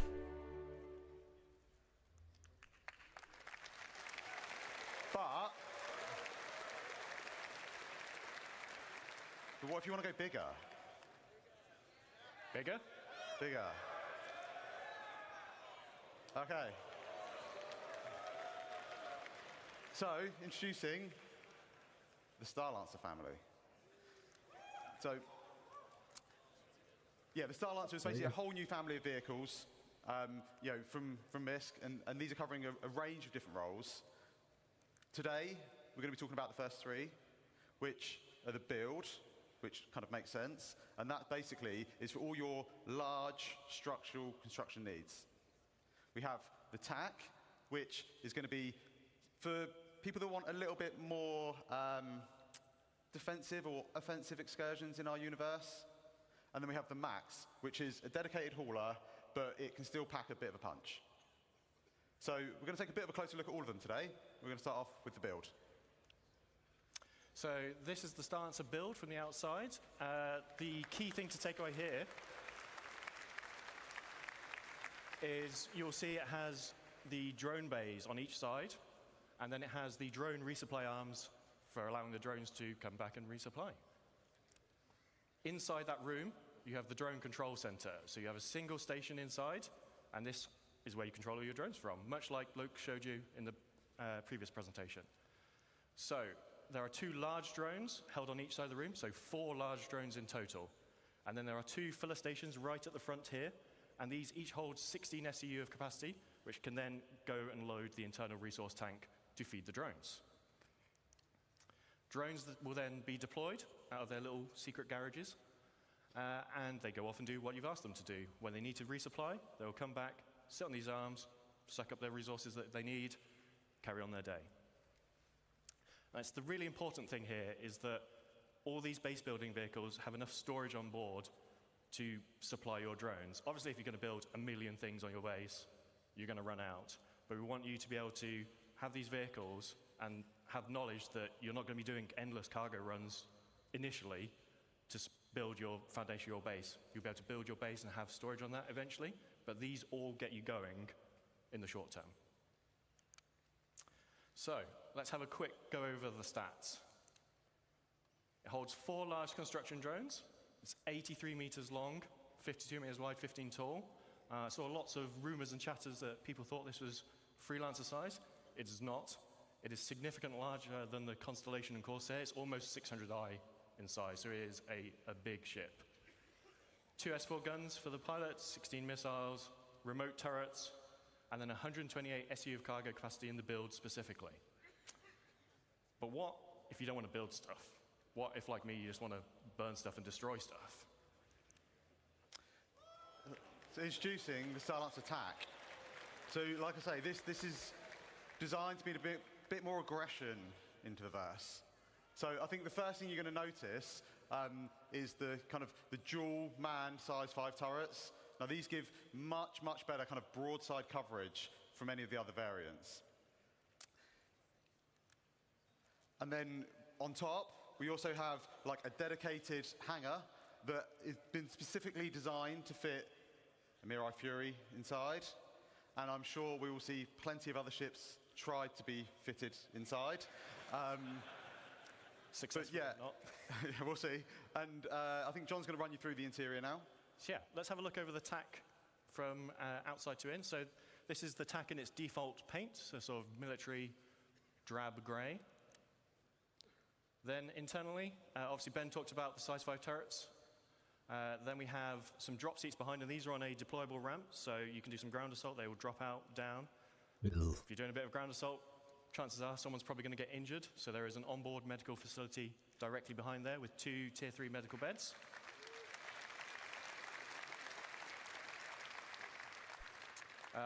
Upstairs, obviously, there's the Fury hangar.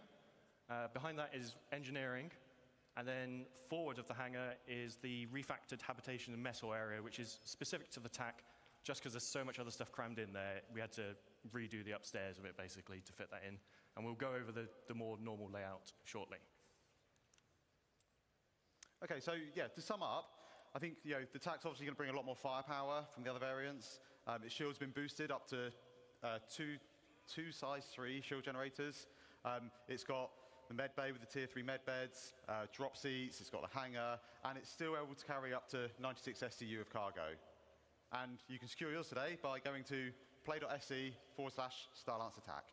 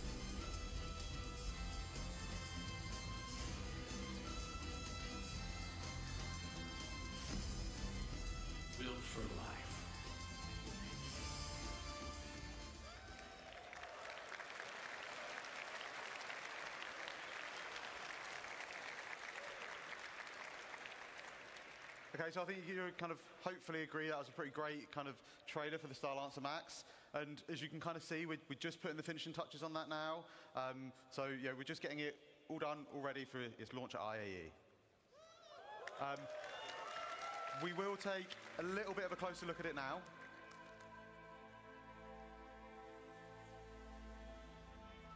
I think the Starlancer kind of really fully encapsulates Misk's kind of ability to create beautiful ships. It's got this bulbous design that really helps to kind of convey its underlying structure and its underlying strength.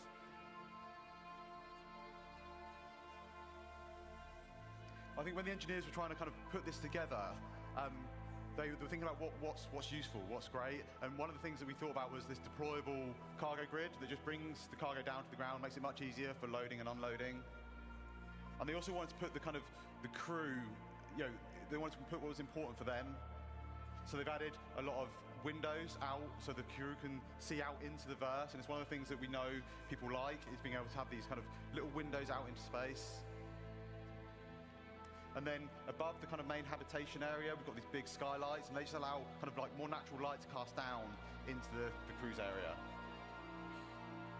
For a bit more protection, you've got 8 size 3 missiles up front, and then a further 8 on top. And these are backed up by a set of size 4 remote turrets, both front and rear, that give good topside coverage. And then finally, when we get to the front, you'll see we have a further set of size 4 gimbal weapons. And again, these just kind of help to fill in those blind spots.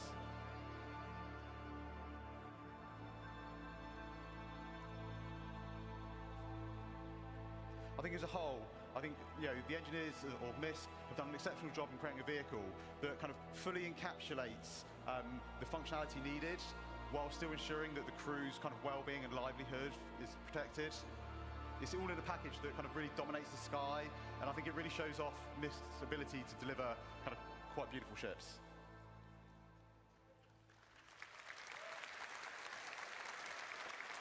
Right, so don't worry, this is not an Origin 404 moment happening here.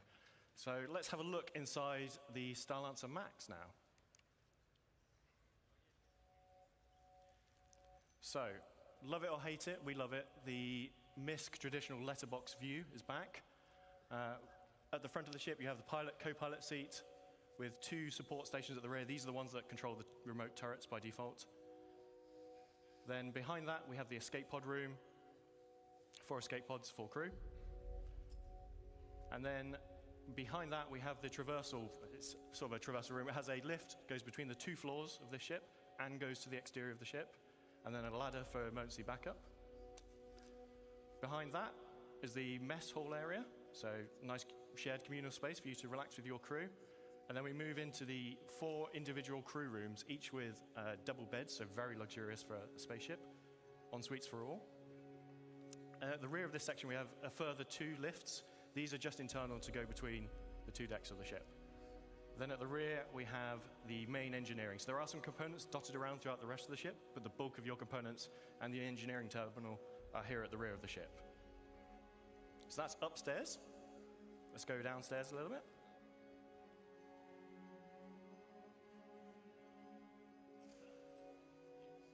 We have the main vehicle entrance and cargo entrance for the rear section. This can be used as a garage, but it is also a cargo hold. Can fit vehicles up to a Ursa rover in size in here. And then on the Max, we have, as you saw in the trailer, it's sort of 1 cargo lift that drops down, but it retains a walkway throughout the center of the ship. So regardless of whether your cargo is up, down, being loaded, you still have traversal front to back of the ship.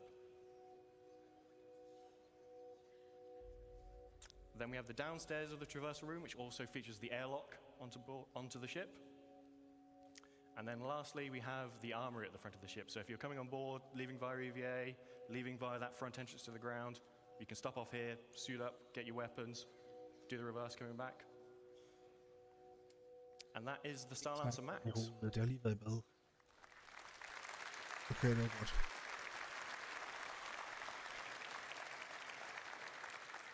So we'll quickly recap the stats. 224 SU of cargo, 128 on that ventral drop platform, 96 in the rear cargo area. It has 6 extra VTOL thrusters for all that extra mass that it's hauling. And it is available to pre-order now and will be flyable this IE at play.se Silencer Max. And if you pre-order now before IE, you will get this exclusive sapphire paint, which is in the Citizen colors and looks super cool in my opinion. So, we have talked small drones, 25. medium drones, large drones. What about bigger things? So,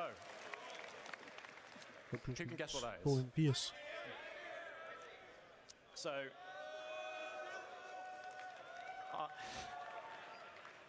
I talked to Det er you spændende, om de har lavet de quite some time koncept om. ago about this in Germany, and this is obviously the original concept for the Pioneer.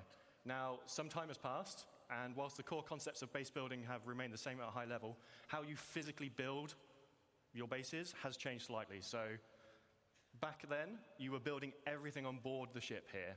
You would fly your Pioneer, this is the area I want to build in, I'm going to build my base on board the ship, and I'm going to drop it down. As you've seen, bases are a lot more expansive now. This doesn't work anymore. So we need to do a little bit of some reconcepting.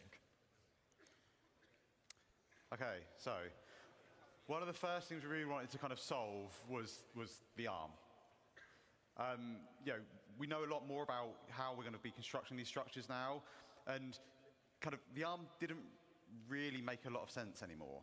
All it really did was it made the space you need to land the ship almost twice as big as what it's kind of needed.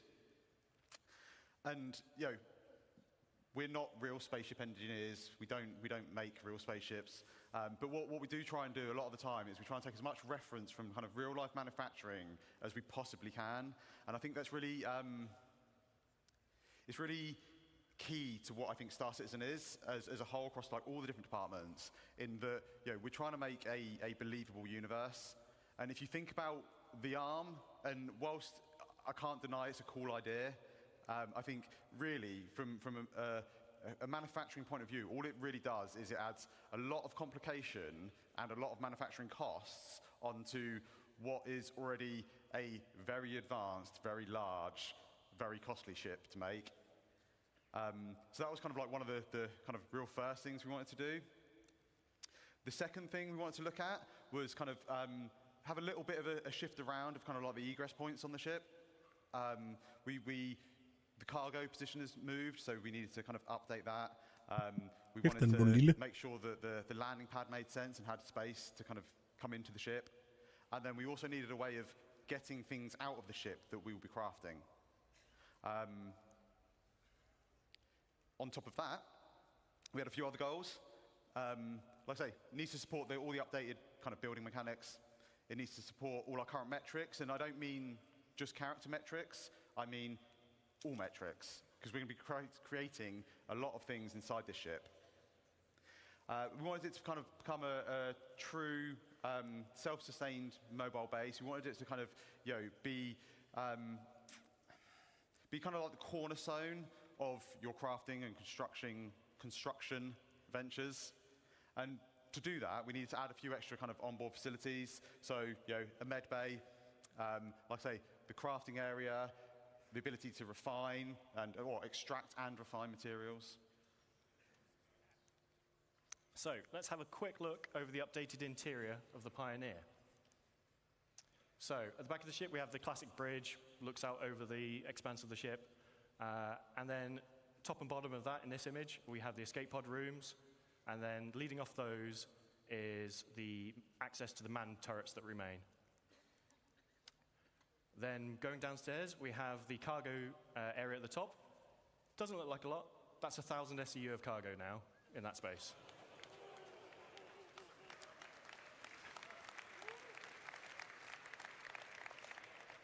Next to that is the fabrication control room.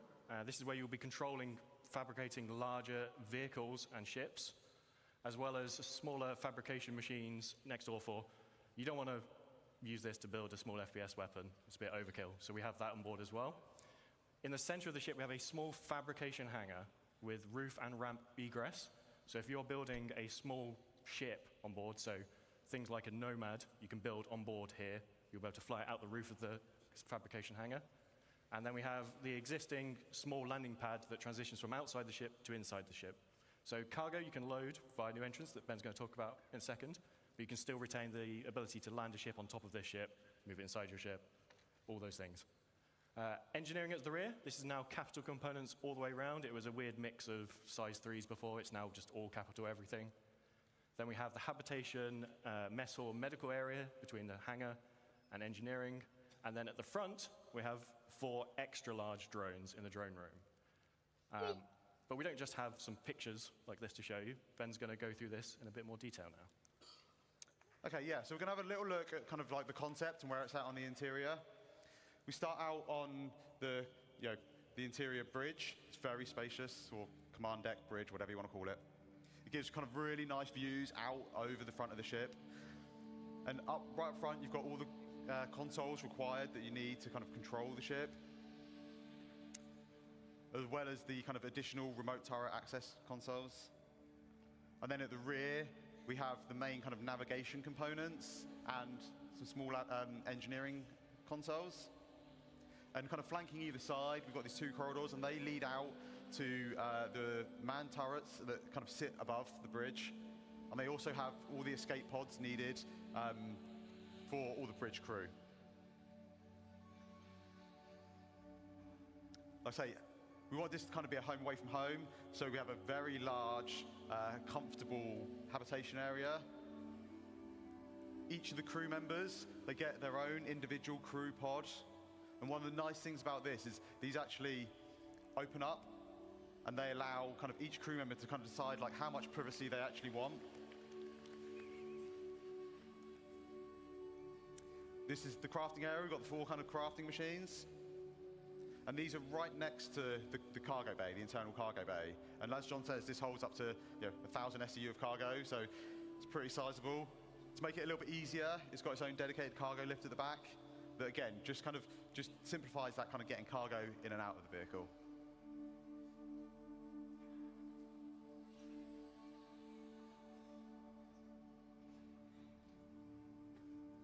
Down at the front, we have the drone room.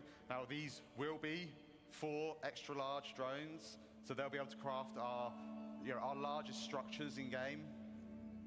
They exit the ship out through the roof, and they're all controlled by the construction console in this area.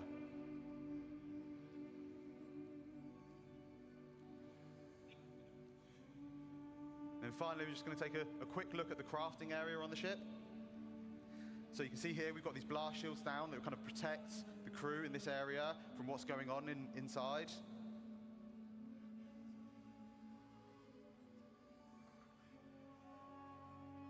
And then as these open up, we just finished making a storm. And as we see, there's a ramp that leads out, so you can drive any ground vehicles straight out the front. Between all the landing gear, and you get this really nice kind of like sense of scale as you're driving underneath out the front of the ship. And we've also got the top exit for any flight vehicles. And then finally, we have the landing pad, and this just allows us for any ships that land up on deck, we can just bring them down into the belly of the ship.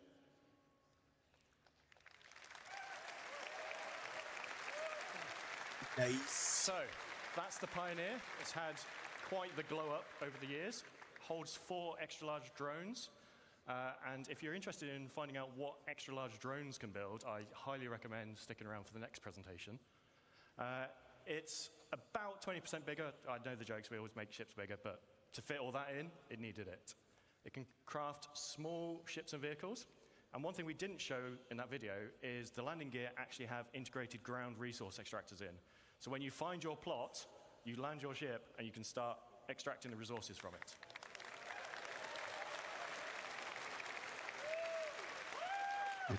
Capital components all round, and now it has 1,000 SU cargo capacity. Now the bad news. When base building comes out, this will not be there day 1 of it. But we are starting this in the next week or 2, so it is in production very soon.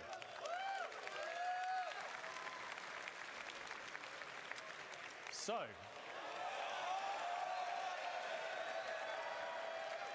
To finish up, we'll do the classic one last thing. Citizencon is usually about looking forwards, but we'll do some housekeeping and look at the now and a bit before. So, oh, sorry, this is Ben. Yeah, so you remember last year we teased these 10 vehicle silhouettes. Now, these were vehicles that we were planning on working on this year, and we've not quite delivered all of them yet this year. But we did come quite close. So far we've delivered 6. We've delivered the Pulse, the X1, the Medvac, the Argo and PUV 1T, the RSI Zeus, and the rework on the Retaliator. Oh, but what about the rest? Sorry. So, all but one of these will be released before the end of the year. So the Legionnaire is the one that's going to miss out. And that's because we want to align it with hacking gameplay. But the rest will be here before the end of the year. So, Crusader Intrepid, Mariah Guardian, and the Polaris. So, we have a few patches between where I am today standing on stage and the end of the year. But let's start with some things that you're going to see at IEE.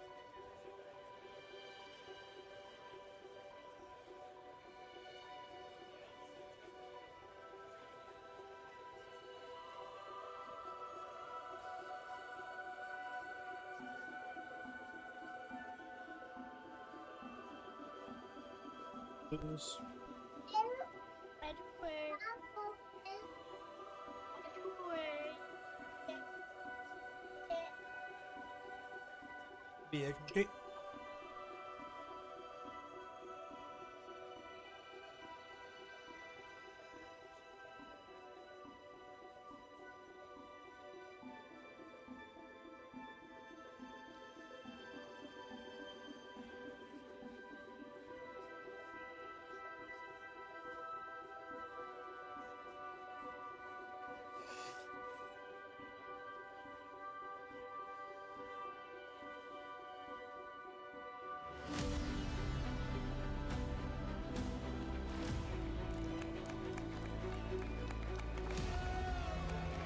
No.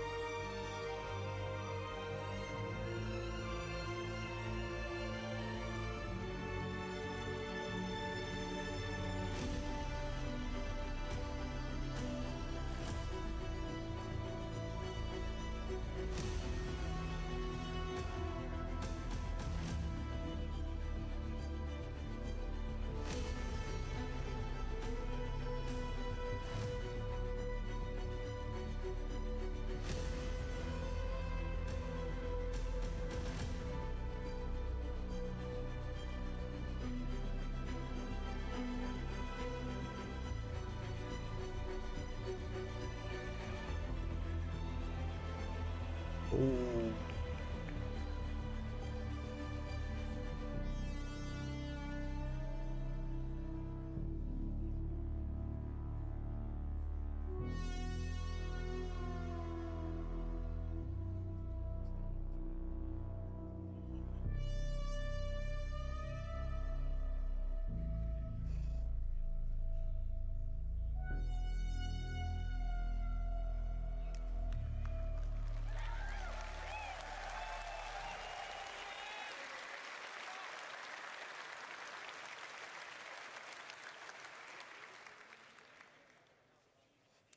Okay, so on top of those ships we've talked about, we also worked on a number of other ships this year. So we're just going to quickly go through them before we get on to what we're doing next. So we delivered the Sulen, the Storm, the Cutter Rambler, the F7A and F7C Mark IIs. So I always get tongue twisted with these. And the F7A Mark Is. They also did the Santok EI, the Sabre Firebird, the Peregrine, and then most recently, the Argo Atlas. So, like last year, where we did a little tease, can't just leave without teasing a little bit more. So, let's have a quick look at just some, emphasis on some, of the vehicles that we're working on in the next 12 months.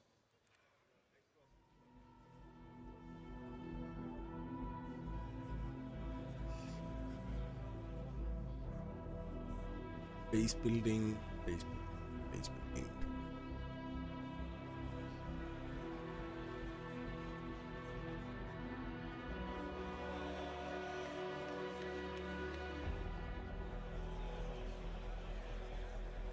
Mark 3'er.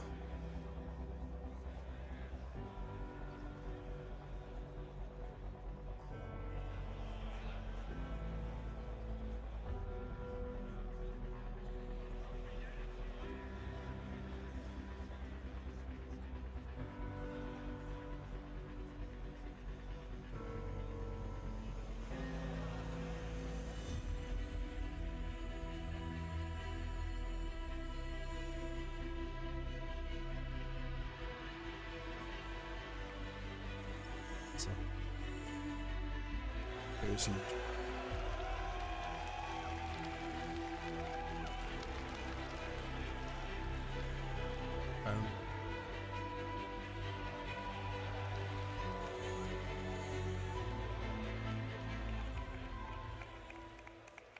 So,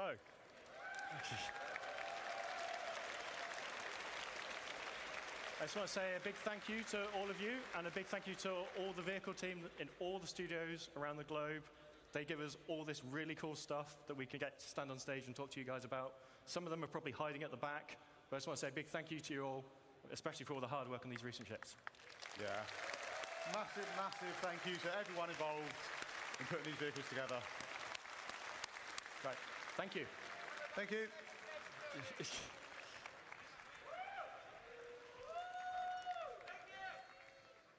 That was awesome, you guys. I swear some of those silhouettes looked a little familiar. Let's give it up one more time for the vehicle team. Let's hear it for the vehicle team, everybody. Woo! Call and response. We'll work on it for next year. Speaking of awesome ships, we are here on the show floor at Citizencon.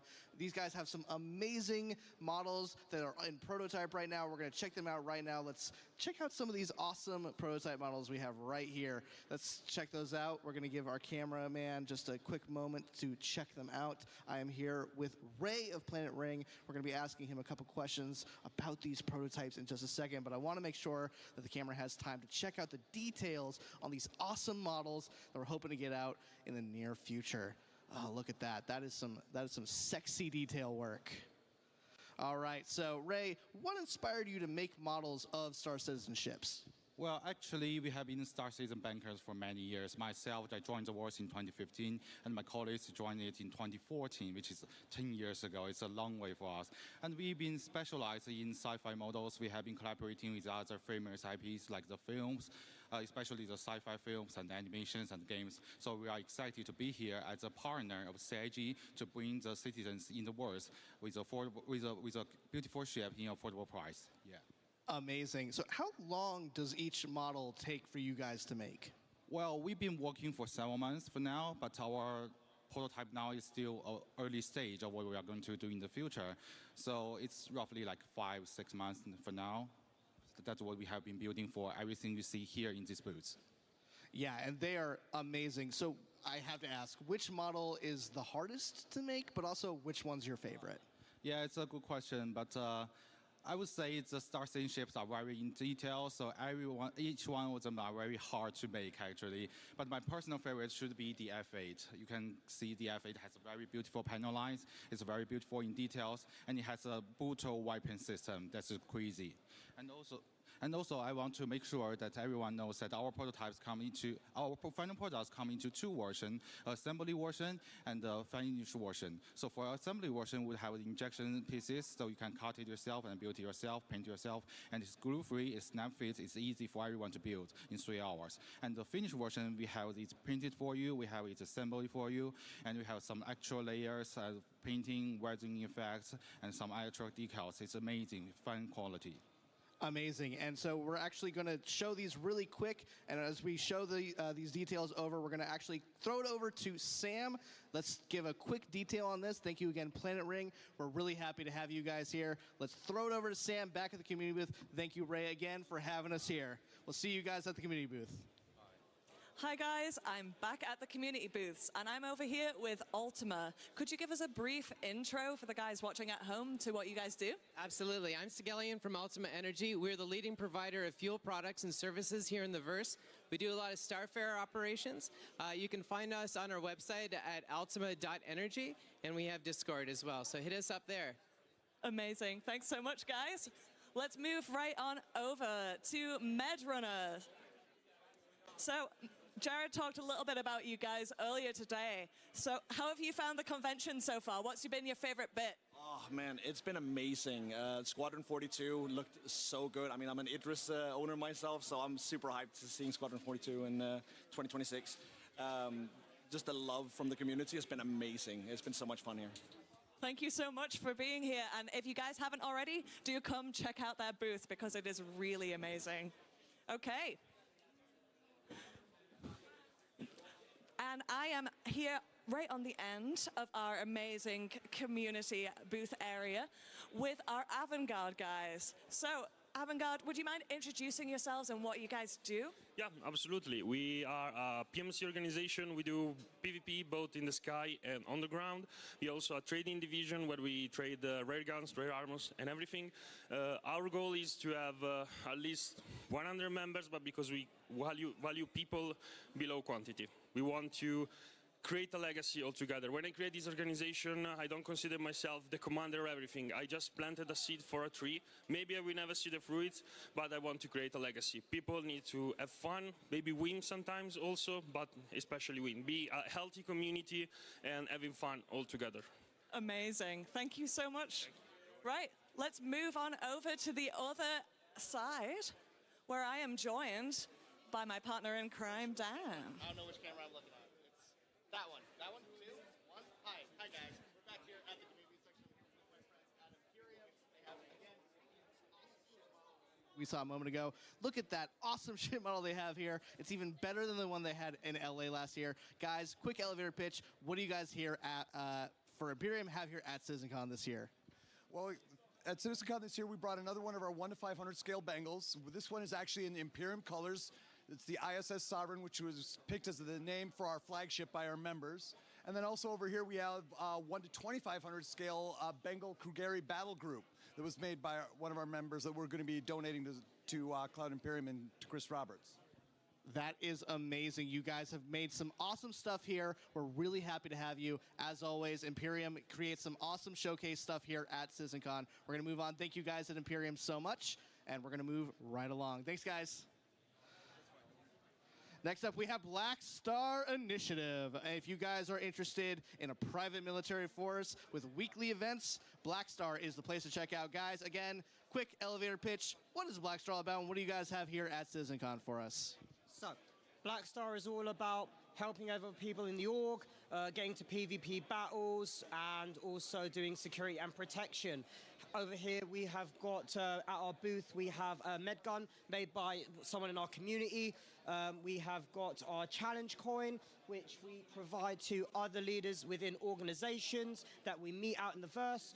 Coasters and patches. So if you ever need anyone to do protection for your bases that are coming soon, look to us. No one's better. Yes, and if you want to get good at PvP, we have daily trainings that we can provide to you. We have a lot of stuff to do. We have a civilian division if you're not that much into combat, but even they get trained, combat ready, so you know how to defend yourself. Awesome. Thank you guys at Black Star. We are always happy to have you. We're going to move right along to one more final community booth. This is our last one of the show. We have here, guys, Citizencon is sometimes a crazy show with lots of cuts, lots of cameras, and no one knows that better than HubNet. HubNet is an awesome news roleplay group, but I think you guys can say it better. Tell us all about HubNet. All right, so HubNet is our attempt at making content for the citizens in the verse in 2954. So not for you players, but for the players' characters. So we make a full feature-length movie like Overclocked. We make animated series like Jack of Spades, and our news report, Hubwire, is meant to report on events that are going on in the verse. And Joel can tell you a little bit more about what we do. Yeah, so if you're looking to create a project or get involved in a project, you can join our Discord, sign up as a role. You can be a voice actor, a filmmaker, whatever your talent is, we can use you. We're effectively Netflix in the verse, so come check us out at HubNet. Awesome. Thank you guys at HubNet. Guys, this is it for me and Sam here at Citizencon. It has been great being your guys' interstitial hosts. And Sam, do you have any final words? Yep. No, just amazing job, guys. Everything in this community booth, all of the developers that have worked so hard to make Citizencon happen, you guys are amazing. So hope you have an amazing rest of your Citizencon. From Dan and Sam here on the show floor, thank you guys, and it's back to you, Jared, on the stage. Goodbye. Goodbye. Okay. It's time, everybody. Time. And before we get this started, we're doing a lot of thanks here. I want to do some personal thanks to myself. Okay? So, first, I want to thank all the developers who took their time to build their presentations and showcase for you their amazing work that they've been doing over the last year for Star Citizen and Squadron 42. So please, a round of applause for the developers.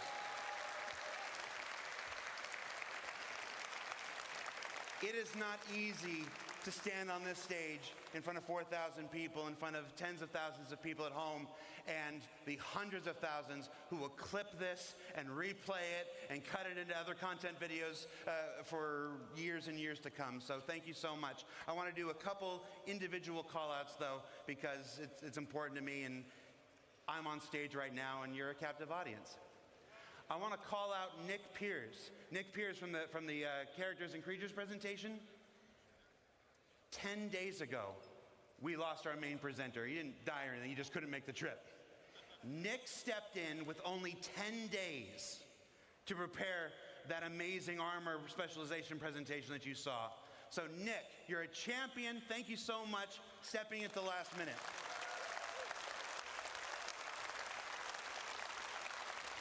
Benoit and Ian.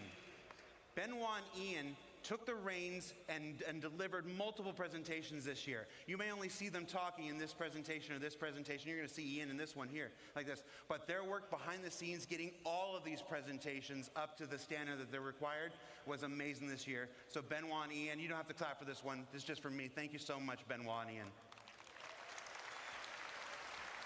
All right, you can clap. That's fine.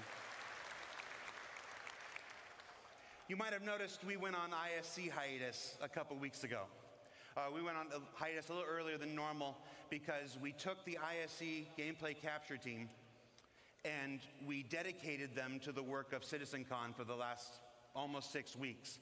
Every year at Citizencon, the devs spend their time creating their footage for you, their showcases for you, and many of them still did. But the amount of work it takes them away from the work of actually creating the game. So our ISC gameplay capture team really stepped up this year for the first time in Citizencon history and helped folks create the videos. Those amazing looks at Nyx, those amazing looks at Castra, the amazing looks at the sandworm and stuff. So I want to call out Will, Dave, Toby, Alex, and our newest member, Thomas. Hi, Thomas. Thank you so much, guys. They had never participated in a Citizencon before, and I think they were a little surprised at first at the sheer amount of work that goes into doing this, but they stepped up and delivered some amazing stuff, the last of which you're gonna see some in this next presentation. And then our last two groups of people I want to present, I want to share. Are they back there? Wave if you're back there.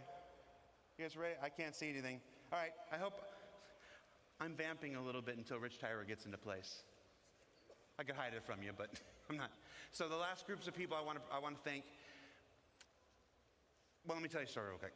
When I'm back there, and folks are coming up to me, and they're thanking me for this, and thanking me for doing ISC, for doing SEL, for putting this together on the stage today, I'm struck by two things every time I'm thanked.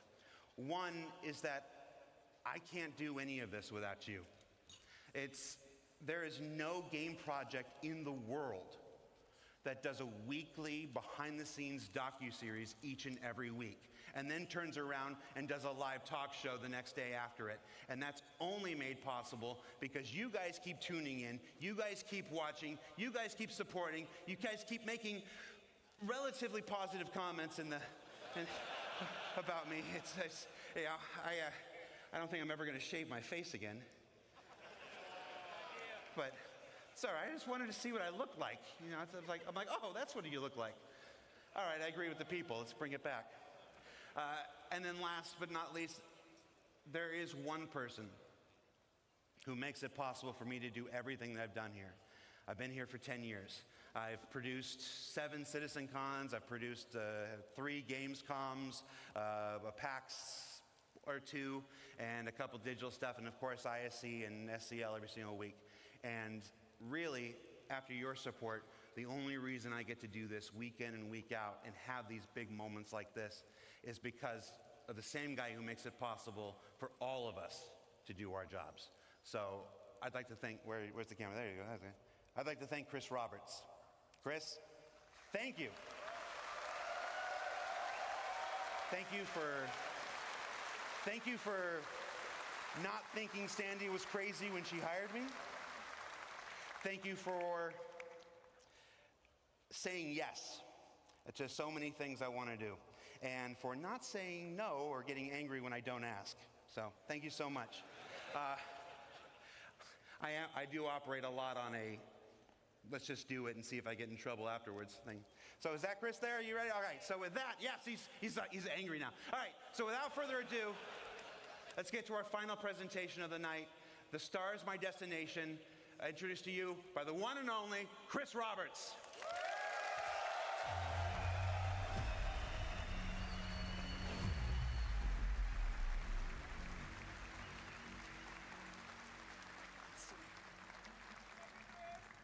Hey, well, I hope you had a great day yesterday. And by the way, there's a perfect run through that Rich did immediately after the show. He went back to the office, ran it through, no crashes, no nothing. It's up on YouTube.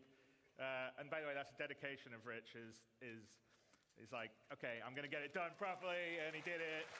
And it looks great, and it doesn't have any screen tearing, because there was some screen tearing. There was a technical glitch in the setup yesterday. So anyway, watch that. And if you're doing comparisons to the old stuff, compare with that video, not from the stream. But anyway, I hope you guys liked this morning. There was the base building, and the crafting, and the ships, you'll be able to do it. I mean, for me, the ability to sort of create your own place somewhere in the verse, find the perfect spot for you to make your home or harvest resources, it totally changes the dynamic of what the game will be in terms of exploration and people spreading out, and I think putting roots down in the verse. So I can't wait till we get that in there. I mean, that's one of the things that makes me incredibly excited, because I think it will just add so much to a living, breathing universe. But that is a perfect example of Star Citizen, how it's grown over the last 12 years, because we definitely did not have that on the initial Kickstarter or the pitches that we were doing. And, you know, Star Citizen is a living game. I mean, we're constantly always adding content and features and tech. As you can see, we're constantly upgrading, you know, what we're doing on the graphics side, making it better and always improving it. And even after we would consider it a released or a shipped game, not an alpha game, we will still be doing that. So it's just, it will be a living game. We'll never do Star Citizen 2.0. It will always be sort of Star Citizen that will continue to grow. It won't be like, oh, we're going to do Destiny 2 after Destiny 1. It will just be a living, growing product. Same for. Well, I don't mean that. I don't mean that as a knock at them. I just mean that in today's world, you constantly upgrade and improve things. But the big question really is, at what point would we at CIG, what point would I, what point would the rest of the team consider Star Citizen ready for everybody? Not just you guys out here who are beautiful, wonderful, early adopters, willing to put up with bugs, jankiness, you know, not a great new player experience. We know all those things are things that we want to fix and improve, and we want a game that everyone can just get into at the beginning, understand it, have fun, you know, pulls you into it, and then has a huge amount of depth. So the question is, what is that? And that is what we call Star Citizen 1.0. It's something that we've been talking and looking and designing and thinking a lot about over the past X number of years.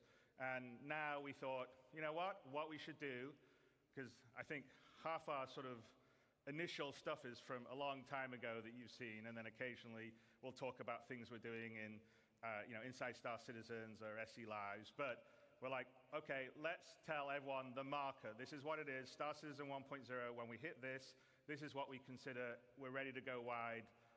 You know, everybody in the world can get in, play it, whether you're hardcore or casual, have fun, play in the verse, interact, have a great time. And so that is what we're going to tell you today, is what we consider Star Citizen 1.0. That doesn't mean, as I said, that we'll stop at that point. We'll continue to grow and build and add things.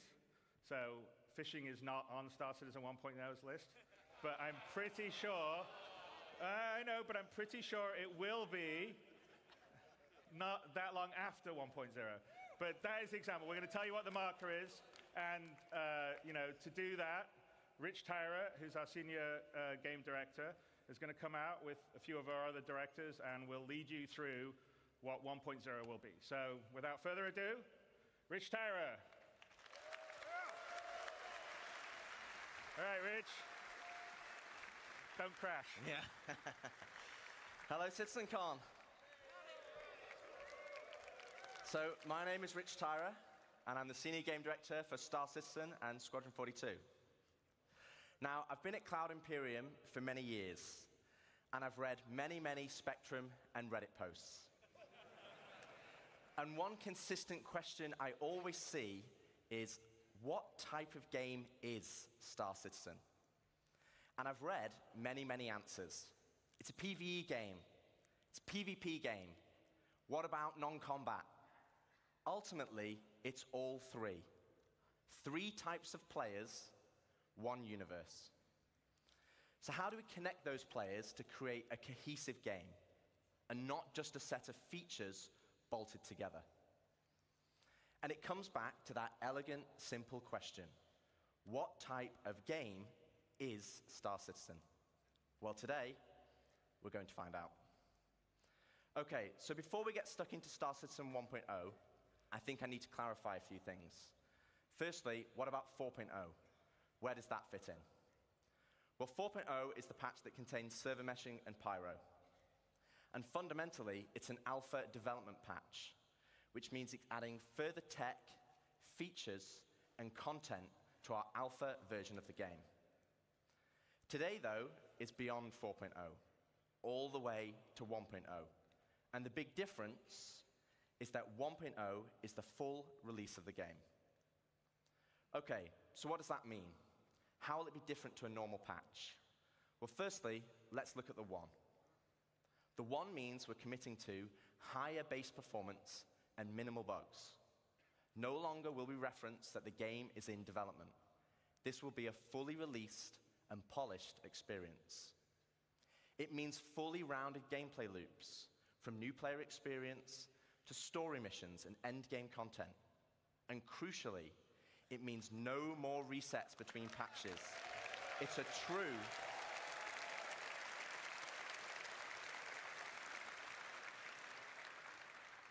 true persistent universe. So if that's the 1, what about the .0? Well, it's just as important.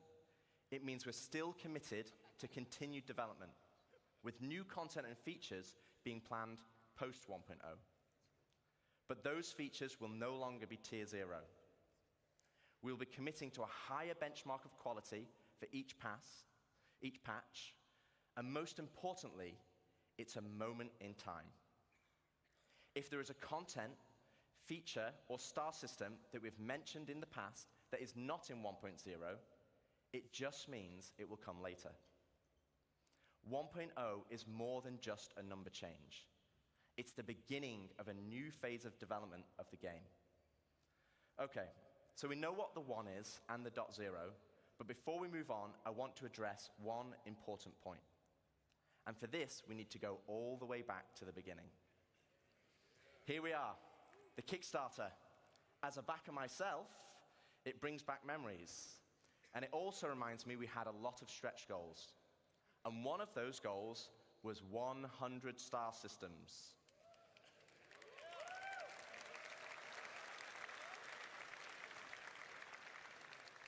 But, and there is a but, the star systems of old are not the star systems of today. They were based on the privateer and freelancer model. They were unexplorable planets with an isolated and small landing zone and had automated landings. And we all know how that went. To give you an idea, Stanton had 4 points of interest, and the entire 100 systems only had 90 POIs. Compare that to Stanton today, and we have 1,626 points of interest. And that is going to be dwarfed once we start using the Starchitect tool you saw yesterday.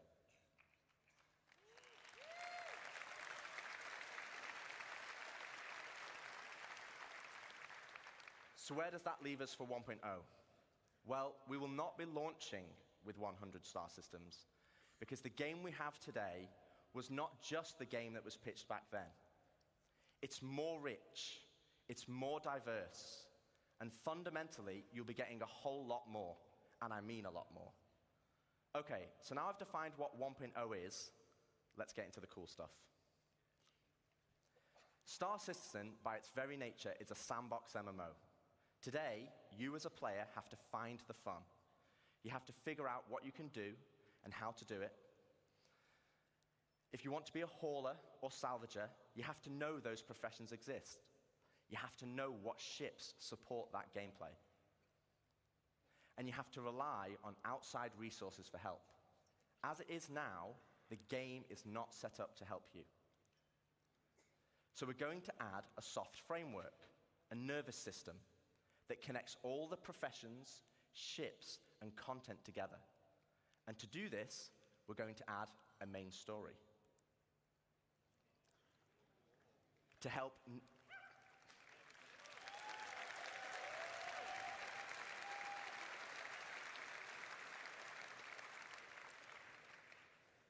new and existing players, to help discover all the exciting features and content we have, to take them on a journey of discovery of what the game has to offer. This story will become the spine of the universe and help onboard players with understanding how to play the game and understand what's available to them. This story will also introduce each of our guilds and what professions we have to offer. like the United Resource Workers, our core industrial guild, which supports 2 of our main professions, mining and salvaging. They also support many other features and professions, like repair technician, crafter, and builder. Guilds are hugely important in Star Citizen, and as you know by now, guilds are comprised of many factions. As you work for each of these factions, you will gain guild reputation. You can then use this reputation as a currency to purchase guild-affiliated rewards, like ships, blueprints, and items. And each guild will have a unique inventory of what they offer. Alongside economic growth, guild reputation will become a core progression of the game. And to talk more about guilds and our main story, I'd like to introduce David Haddock onto the stage, our very own narrative director.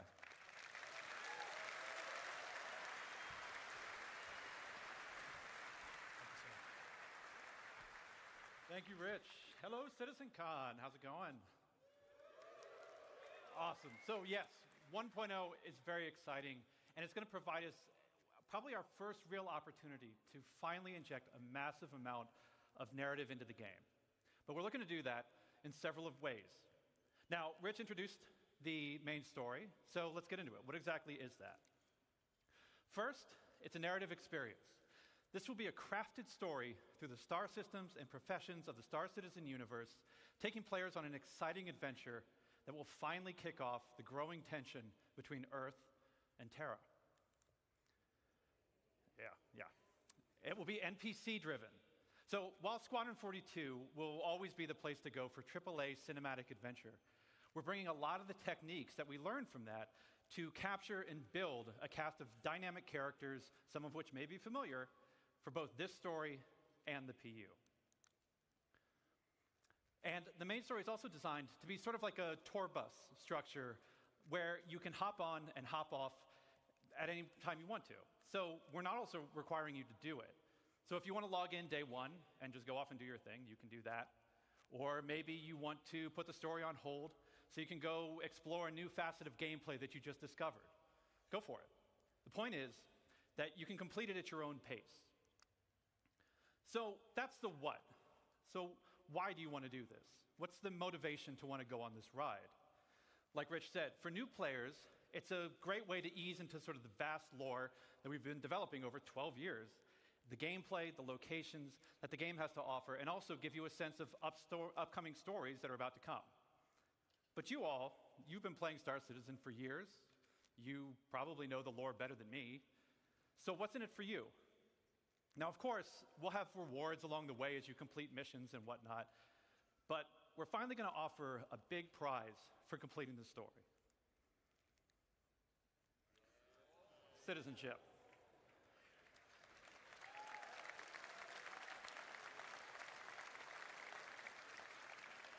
So, many of you already know this, but for the uninitiated, in the UEE, there are citizens and there are civilians. Citizens are members of the population who have demonstrated a commitment to bettering the empire, and as such are given benefits that civilians just don't have. Now, what those differences have been debated in the community over years. 1.0, we're finally going to answer that debate. I won't get into the full list of benefits that we're going to offer, but can reveal that one of them will be around land ownership. Citizens will be able to purchase land anywhere in the UEE and enjoy the security that comes with it. But civilians will have a couple of restrictions as to which systems and which planets they can buy on. So that's the why. So where is this adventure going to take you?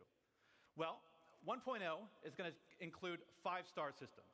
This story is going to weave you through all of them, but where exactly are you going to go? First, we've got Stanton, which needs very little introduction.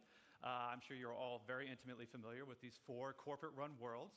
But since I do lore, I figure I could take the next hour and just walk through each one of these. But I'm kidding. We've also got Pyro, Land of the Lawless. A volatile star at the center of the system is the perfect metaphor for the constant struggle between the gangs and survivors trying to hack out an existence here. If you saw Ian's location presentation yesterday, then you know that he reintroduced Nick's system. There's another unclaimed system that's currently home to the People's Alliance, a wannabe independent government formed during the Messer era, but now struggling with the burdens of governance, a growing outlaw presence, and a new threat on their doorstep from Vandal raids. Ian also made another big announcement of our fourth system, Castra. Situated along the former Perry Line, this was a key strategic system to launch an attack if the Cold War between the humans and the Xi'an ever escalated. So that's 4. Do you guys want to know 5?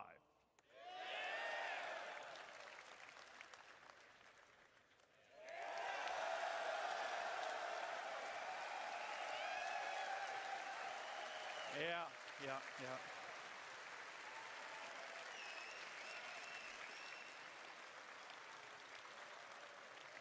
We're finally doing it.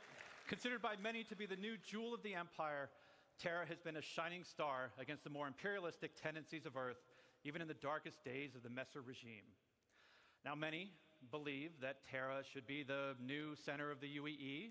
I don't know how you all feel about that. Yeah, a lot of division. But that's our starting 5.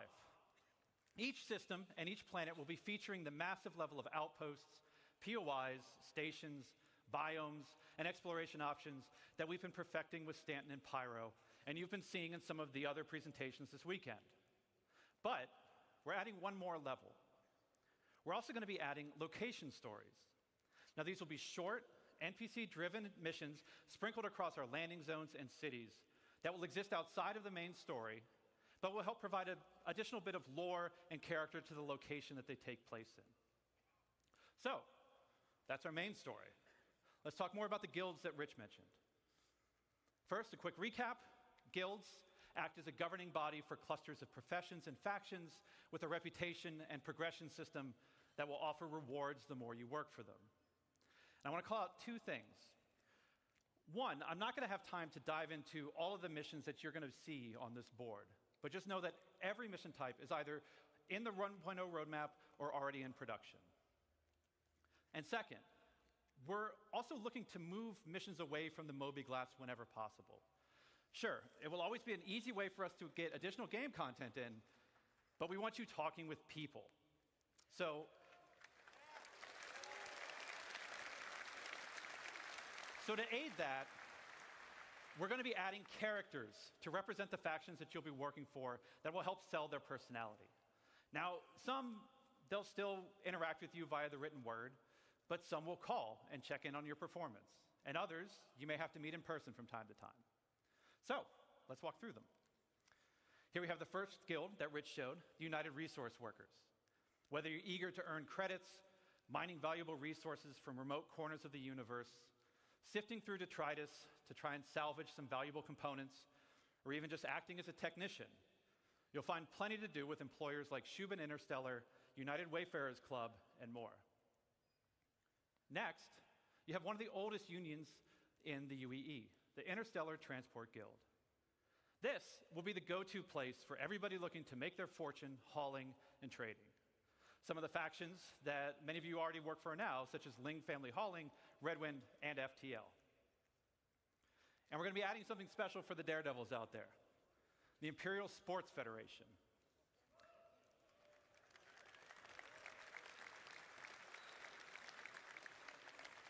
So aside from the usual racetracks that are both legitimate and illegitimate, we're actually going to be leveraging some of our existing mechanics to build new sports and provide an outlet for all you Murray Cup enthusiasts, Cargo Olympians, and competitors to see just who's the best out there.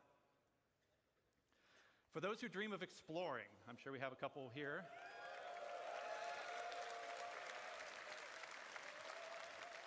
We have the Academy of Sciences that was brought up yesterday in the social presentation, if you saw that.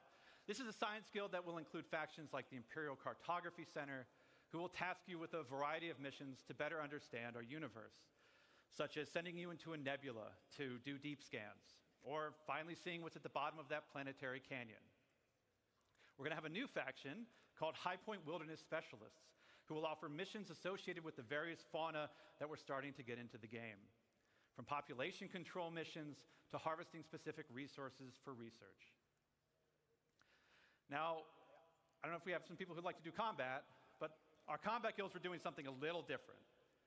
Now, previous to this, these are all of our profession guilds. But for our combat guilds, they operate a little differently. See, these two are diametrically opposed to each other. So once you pledge allegiance to one, the other marks you as an enemy. On the lawful side, we have the Mercenary Guild. They represent factions like Eckhart Security, the Bounty Hunters Guild, and even some military contractors. So whether you're pulling together a team of specialists to go assault a ground base, hunting down an elusive criminal, or putting together a recon run to drum up some intel, Mercenary Guild's got you covered. On the flip side, we have the Council. Now, this is a shadowy group comprised of representatives from various gangs, syndicates, and outlaws who mandate criminal activity throughout the verse. You'll be able to throw in with rough and tumble gangs like the Headhunters and the Dead Saints, or work your way up to join highline criminal syndicates like the Atonis or the Drop Kings. But remember, the underworld is a dangerous place run by greed and power. So Mercenary Guild reps might not be the only people you have to worry about, as the syndicates are always looking for loyal soldiers who will hurt their competition and tip the scales of power in their favor. So as you can see, there's going to be a universe of exciting storytelling opportunities for you to undertake in 1.0. But one more thing, we're also going to revitalize our social behaviors to make the populations not only feel more alive and reactive and off chairs, but better reflect the tone and flavor of the areas that they're inhabiting. We want to see the people of Loreville slowly trudging through the streets, overburdened by the ruthless contracts, just as much as we want to see the tourists of Orison gleefully moving from attraction to attraction. And all of this is what's going to make Star Citizen be the experience we set out to make. A diverse universe with a rich tapestry of stories, characters, and experiences for you to live in. To talk more about how all this feeds back into player progression, I'm going to turn it back over to Rich Tyre.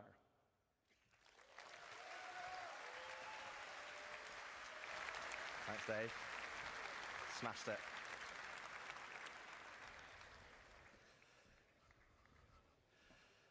Thanks, Dave. Okay, so we have a main story to connect the universe. We have all the guilds and their associated professions, and we have location stories to give the world depth and life. Crucially, though, we have a new core progression in the game, guild reputation. But what about our other core progression in the game? The economy. So, as we've discussed before, we'll be implementing a Star Sim-powered dynamic economy that will automatically adjust the in-game prices based on player activity.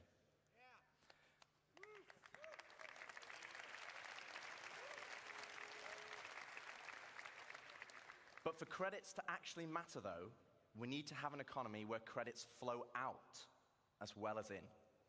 This means transactions such as repairing, refueling, and restocking need to have value. If everything is too cheap and the money coming into the economy is too great, we'll have massive inflation. And this is where taxes and insurance come in. Boo!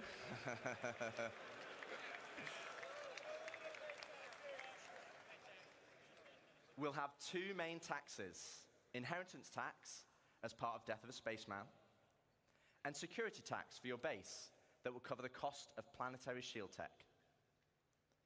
Insurance, on the other hand, will be split between medical insurance, which covers your hospital imprints, and probably the most important one of all, ship insurance.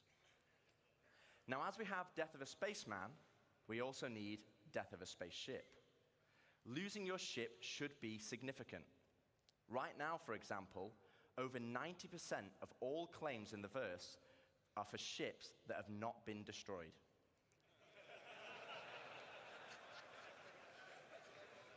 And this is where ship insurance and our new warranty mechanic comes in. First up, we'll have 3 tiers of insurance, with level 1 being chassis insurance, level 2, chassis and component insurance, and level 3, chassis, component, and decorations insurance.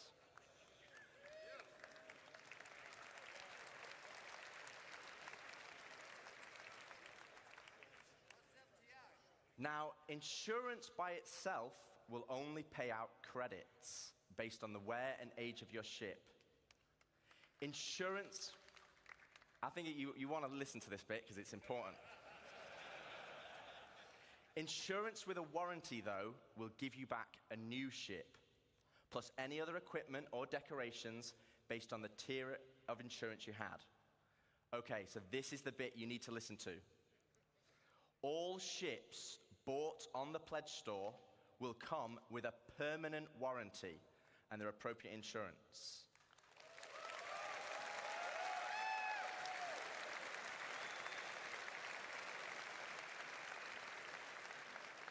This means you will always get your ships back if they're attributed to your account. Other ships, on the other hand, will require a transferable warranty, and these are rare. You'll be able to earn transferable warranties in-game, such as by completing the main story, as an example, and apply them to any of the ships you own. But there will be a cooldown for transferring it between ships, so choose wisely. Now, what about claim timers? It's another fun topic. And getting your ship back without a claim. Well, we want claim timers to be proportional to the crafting timers. This means it's more beneficial for you to go back and get your original ship. For this, we're going to be introducing a shuttle ship, just like a courtesy car.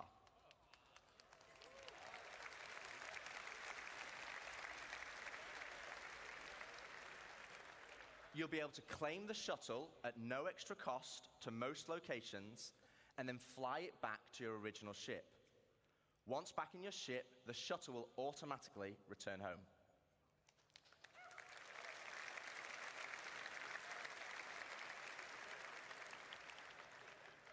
If your ship has been legitimately lost, though, then you'll need to claim it back. And as we'll be increasing claim timers, this will mean some ships will take longer than others, with starter or small ships always being readily available, and larger capital-sized ships taking a long time. So it's always better to try and get your ship back if possible. Okay, so we've talked about our two core progressions, but what does that mean to you as a player? Well, firstly, it means we have a framework where we can start creating cyclical gameplay loops. But what are they? Let me show you. Okay, so right now in live, if you have a prospector, you probably enjoy mining. And the reward for mining is credits and the enjoyment of the activity. But in 1.0, you might be mining for a whole different reason. And this is where cyclical gameplay loops come in. Firstly, let's add all the manufacturers and ships in. I'll just give you a moment to take that in, because there's a lot. I actually had to ask them to take the variants out, because it didn't fit on this slide. And let's zoom all the way into the prospector, a stalwart of the mining community. But let's say I really fancy acquiring a military Mark II Hornet. Let's go on a simplified journey of how I could get one. Firstly, I know I won't be able to buy it, as it's a military ship, so I'm going to need to craft it. That means I will need the fabrication hangar blueprint. Luckily, I can earn it by doing mining missions to gain rep with the United Resource Workers, and I already have the perfect ship, my trusty prospector. With blueprint in hand and some excess credits, I can now purchase a small plot of land on Stanton and build my fabrication hangar. Step 1, complete. Now I need to grab the Mark II Hornet blueprint. For this, I need mercenary rep, and more importantly, a combat ship. With that in mind, I will do a few more mining contracts to earn enough credits to purchase a Mustang from the dealership. Now I can start doing combat pilot missions for the Mercenary Guild, so I can unlock the Mark II Hornet blueprint. Okay, step 2 of our simplified loop is complete. I have the Mark II blueprint, but I need the resources to craft it. So I come full circle back to my prospector, but this time I'm mining for resources instead. As you can see, this closes the loop. No longer am I mining just because I like it, and there's nothing wrong with that. But now I am mining for a purpose and for multiple reasons. For credits, for reputation, for resources, for blueprints, and ultimately as a stepping stone to crafting my own ships to enjoy other professions. And this is just one of many loops. This is the core of Star Citizen 1.0.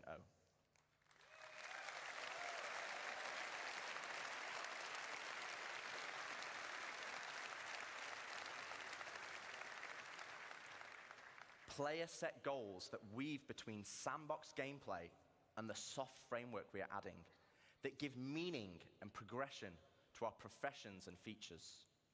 It's providing the framework for motivation to play the game. That's the journey, though. What about the destination? So Dave has already discussed citizenship and the main story, so let's collapse that for now. Let's talk about endgame content. The content that is designed for experienced players and keeps them engaged. Basically everyone in this room. So how does that look in 1.0? Firstly, we'll have open world content, including missions, group missions, and server-wide events, like we have today, but tailored to endgame players. While the sandbox element of Star Citizen will allow for large-scale battles, we also want to provide challenging instanced content that will take full advantage of not only multi-crew ships, but fleets of ships. And you kind of know how we do that, right? You saw that yesterday. And as you progress through the guilds, you'll be able to accept high-level contracts from government agencies who will offer prototype and military blueprints as rewards. These missions will require the full coordination of multiple players and an assorted fleet of capital, support, and fighter ships. You will finally be able to become the admiral of the fleet, directing your armada from your hologlobe, which, yes, is a feature included in 1.0.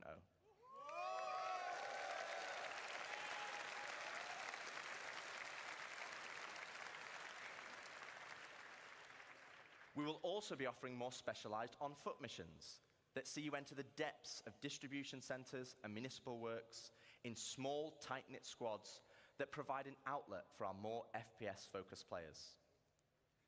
On top of all this, we'll sit a dynamic layer powered by StarSim. While StarSim will be the driving force in our dynamic economy, it will also track player and AI activity and dynamically spawn events based on their actions. For example, if it tracks large amounts of resources being moved from one home location to another, it will have a chance to spawn pirates to intercept. All this combined will provide just a portion of the endgame experience, and I'd love to delve deeper, but that's for another day, as we still have a lot to show. So we've discussed non-combat professions and guilds, cyclical gameplay loops, and endgame PvE content. But what about PvP? What about player versus player content? As you know, 1.0 will contain 5 star systems, 3 of these being lawful in Stanton, Castra, and Terra, and 2 of them being unlawful in Pyro and Nyx. So what's the difference? Let's take a look at Stanton. Lawful systems will be a mixture of high, medium, and low security areas. Each of these areas will be monitored by law enforcement agencies, and depending on the location, will dictate the emergency response time, with high-sec areas being the fastest. Initially, this response will be measured, but over time will escalate to overwhelming force. This means if someone is attacked, if they can just hold out for a short duration, help will be on the way. Pirates will be able to disrupt this monitoring by shutting down the nearby comm arrays, but this will be highlighted in your star map, with dynamic missions being generated to bring it back online. But this is the PvP you already know and experience right now, just without security forces. But before we jump into an unlawful system, let's explore what options you have if you pirate a ship. Okay, so first up, let's discuss ownership. All ships and high-value items that you own will automatically be assigned to you. This means if someone steals your ship, you can mark it as stolen, either via an insurance claim or in your Mobi. This will then trigger a dead man switch on the stolen ship, meaning it will cease to function after a period of time. But what options does this leave as a pirate? Well, you can still salvage it. You can tow it back to your fabrication hangar to dismantle it for resources. Or, if you have a high enough rep with the council, our criminal guild, you can get the dead man switch disabled and pay for a new title deed to become its new owner.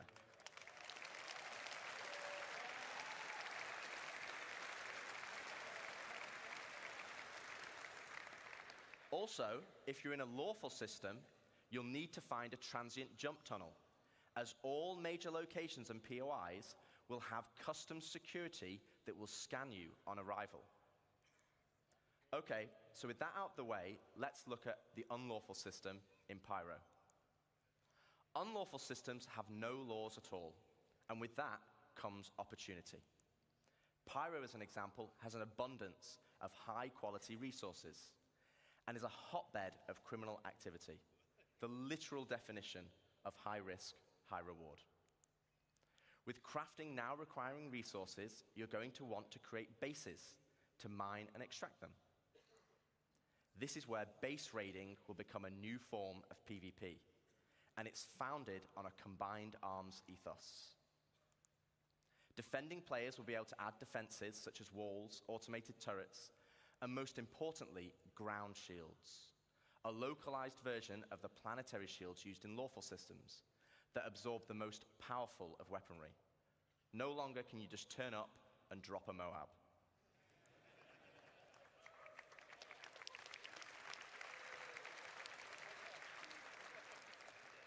One huge difference, though, compared to planetary shields, is that these shields can be disabled.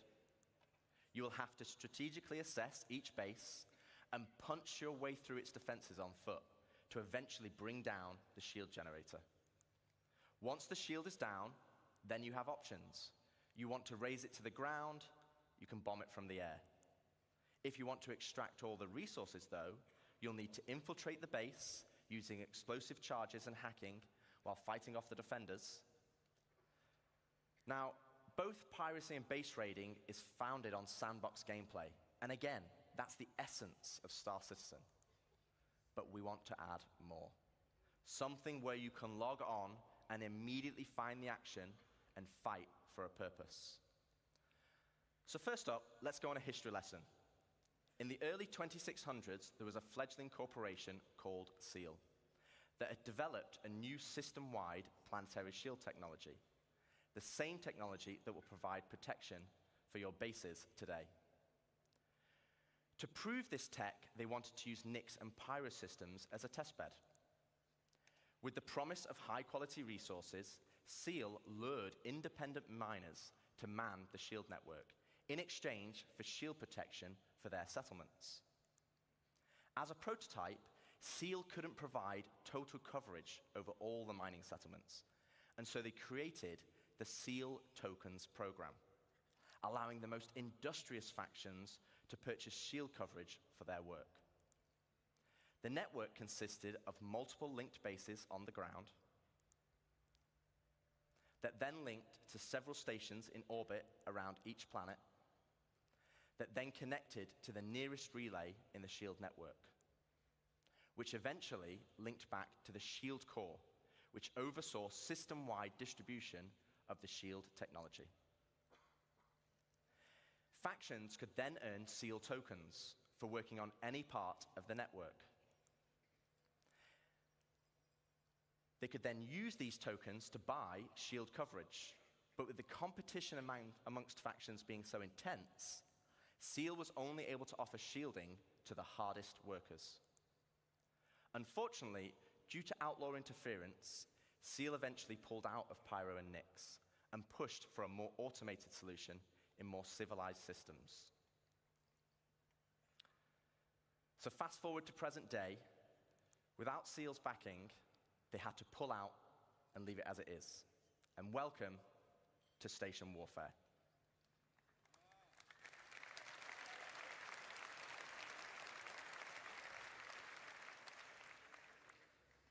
With the SEAL network still in place, but lacking resources, Orgs can take ownership of these structures to gain access to planetary shield tech, which, as you know, would make their bases invulnerable.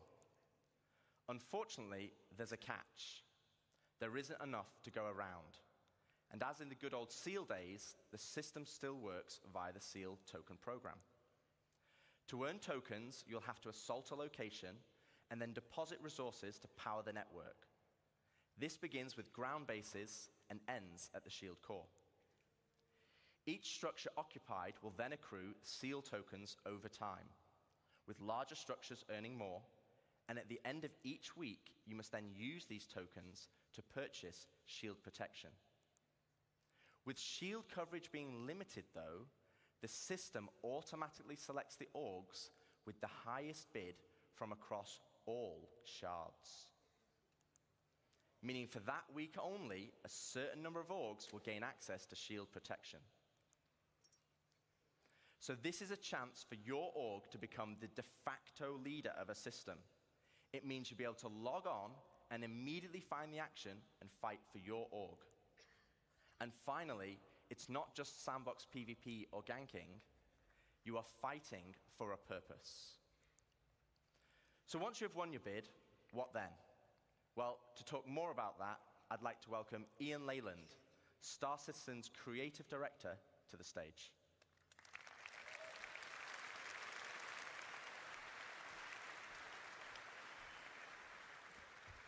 Good luck. Thank you.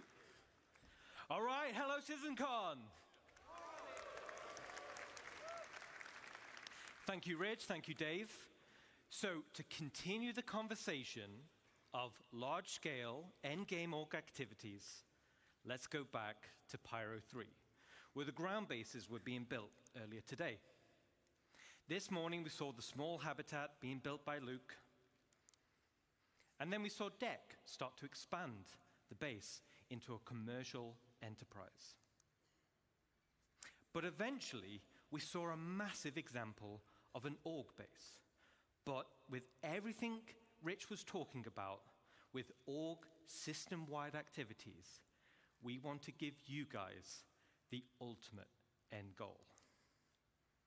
But also the thing we need to protect. And to do that, let's look up into the sky and see what it is.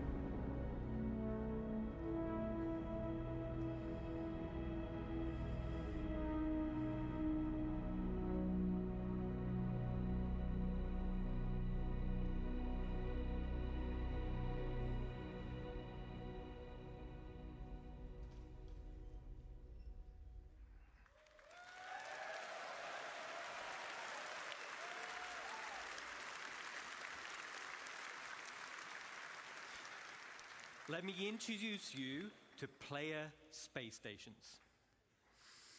Finally, you can build your home amongst the stars. This will be the starting point for your base of operations, for system-wide org activities. But why is this an end goal? Well, first of all, to construct your own space station, it's going to require vast quantities of resources and materials, and also will be a large time investment. But how do we start? Well, it all starts with the supply bay. And the supply bay can only be constructed by the pioneer.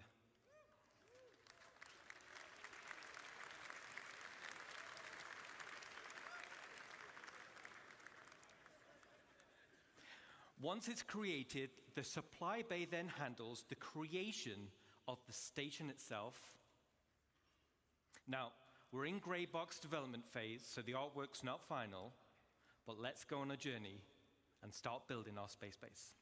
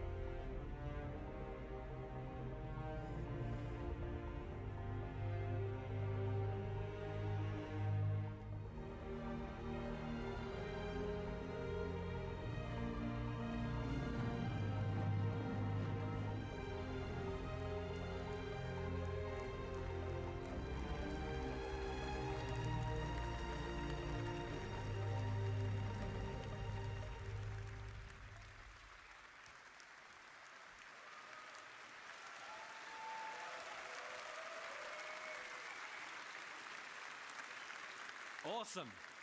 Awesome.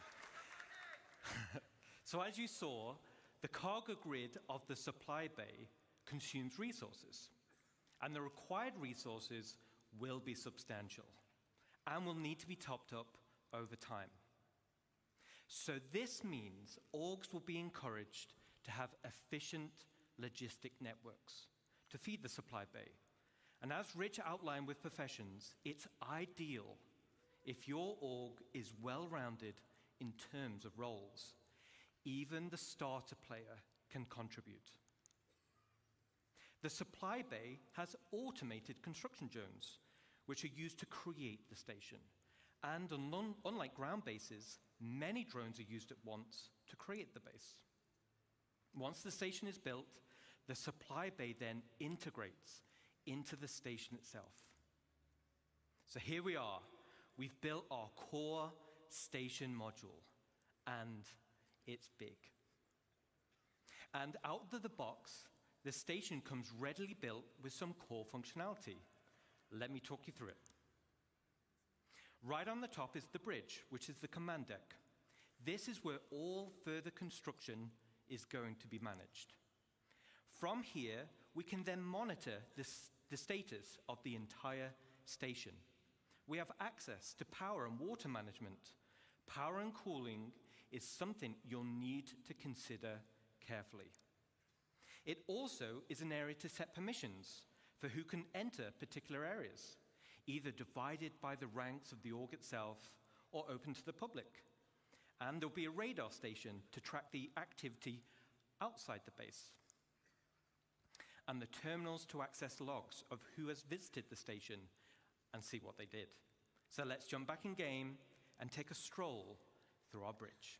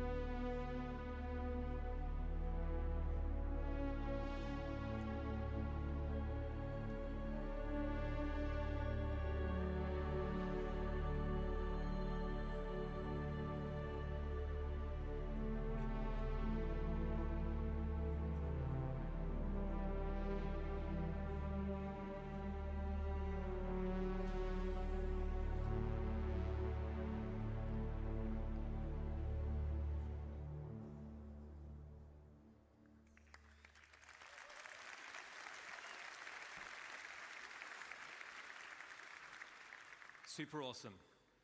The back of the bridge leads to a centralized transit network. This spine physically connects the entire station and will provide access to the various decks. Each level in the station will have a centralized lobby area, and this is your station. You'll be able to use the decorator mode, so you'll have plenty of space to theme it however you want. And speaking of having plenty of space, this space station will have a one-to-one interior layout matching the exterior. No magic elevators.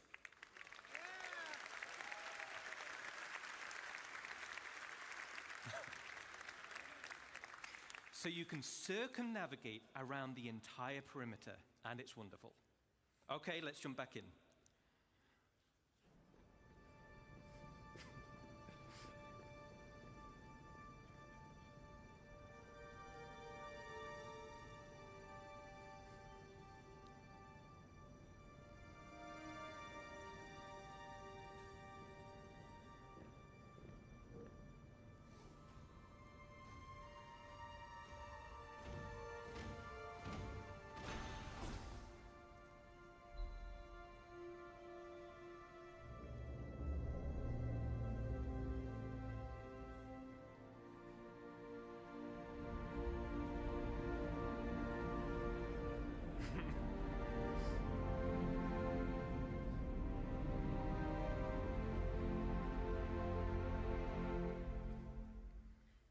All right.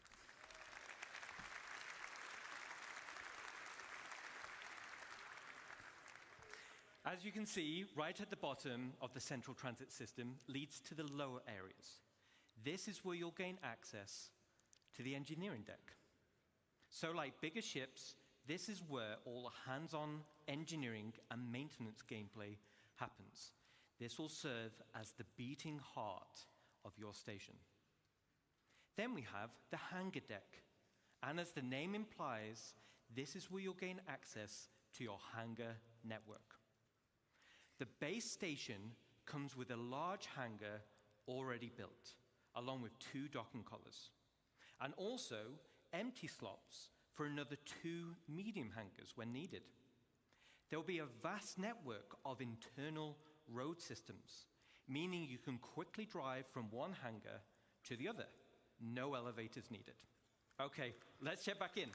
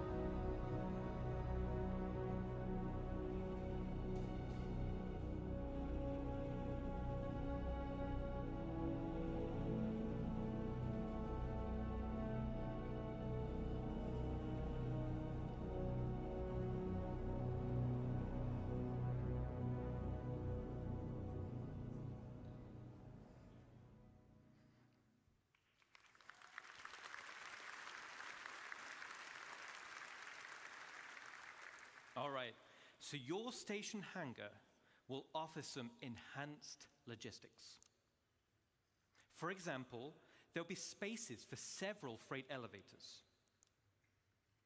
And there'll be empty modules for open ship parking for vehicles and ground vehicles. And there'll be also exit points where you can simply drive out into your station. Then there'll be also an upper level for the observation deck. From the observation deck, you'll have a control room, and from here, you'll have master control over the freight elevators and the vehicle elevators. This means that even before someone has landed, their new cargo can be up into the hangar and ready to be loaded up. Now, everything we've spoken about so far is what comes with your station. Let's talk about what you can do to expand it. As I mentioned before, the station comes with a predetermined interior network of corridors and roads. And in this network, you'll find an array of bulkhead connectors. Bulkhead connectors will come in tiers 1 to 3, which drives the size of room you're able to build. In the interior build mode, this is where you start to expand the interior of your station. The rooms will require resource and time to construct, and once built, you can rename each room, which will be reflected in the station's minimap. The interior of your station will have ample areas for you to expand. You can build generic empty rooms, and you can fill with items to your heart's content. You can also build specialist rooms, where the theme and functionality is already set for you, such as mess halls or infirmaries or generator rooms. And of course, there are shops. So similar to the small shops we built around the ground base, this is on a much bigger scale. But that's just the interior.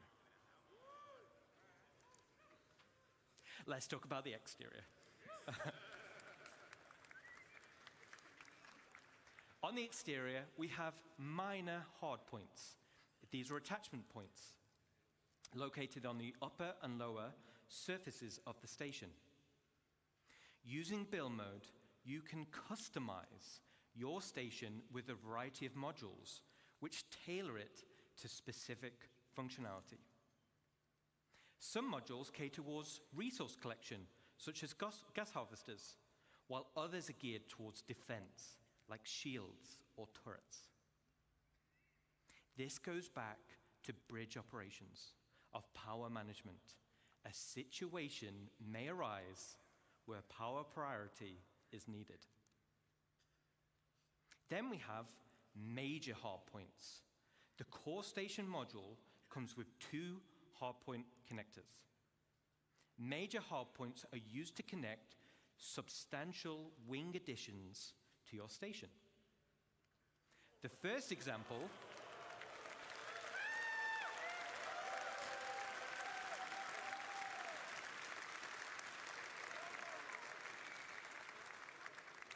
Awesome, thank you, awesome. The first example is the cargo wing.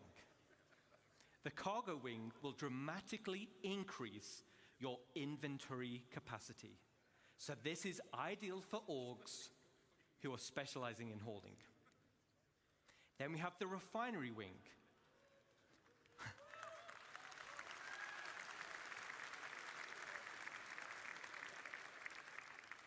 So you'll be able to refine resources on a vast scale.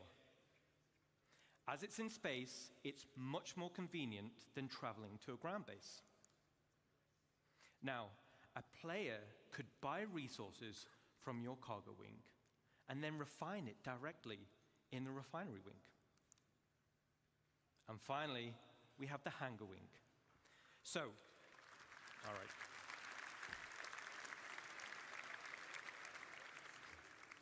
So, the bigger your fleet, the more hangars you'll want.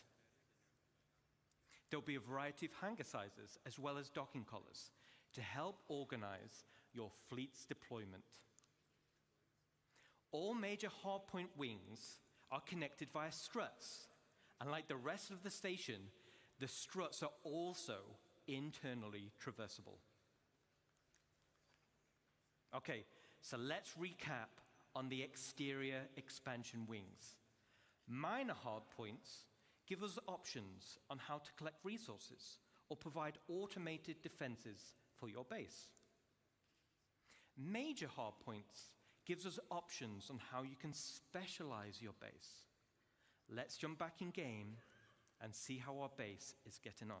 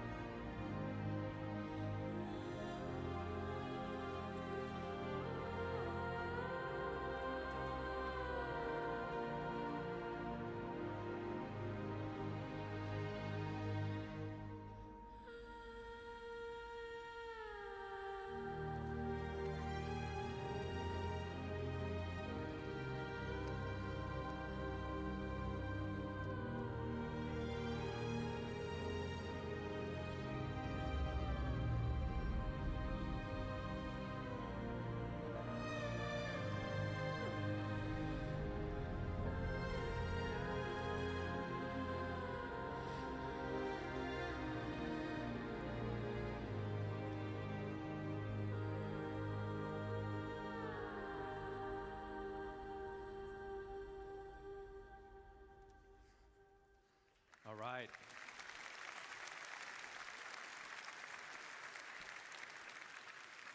Yes, Pedro has been working with us on this as well, so thank you.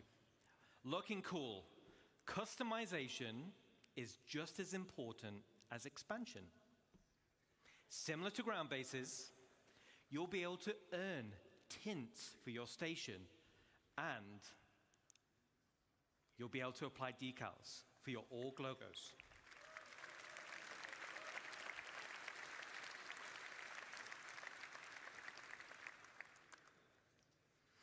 Outside of minor and major hardpoints, your station will come with two unique base expansion points.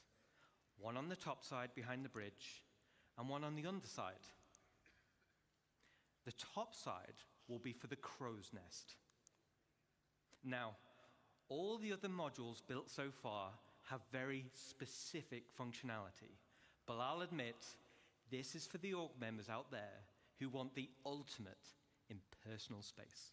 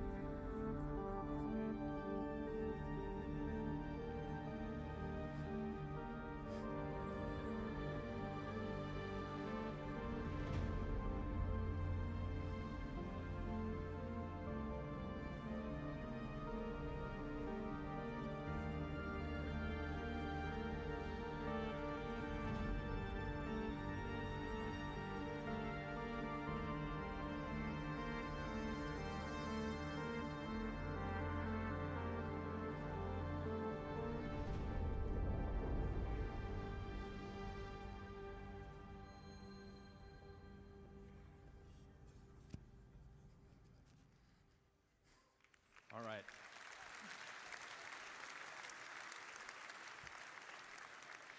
So I'm going to be flying around the verse, and I want personal invitations to see what you've done in those rooms, okay? Super cool. I can't wait to see what you do with it. Now let's talk about the underside. This is going to be for the flight deck. which also comes with an additional 3 major hardpoints. The flight deck is perfect for your rapid reaction forces. It's ideal for fighters, but big enough to fit most ships. It's the perfect home for your station's defensive air wing.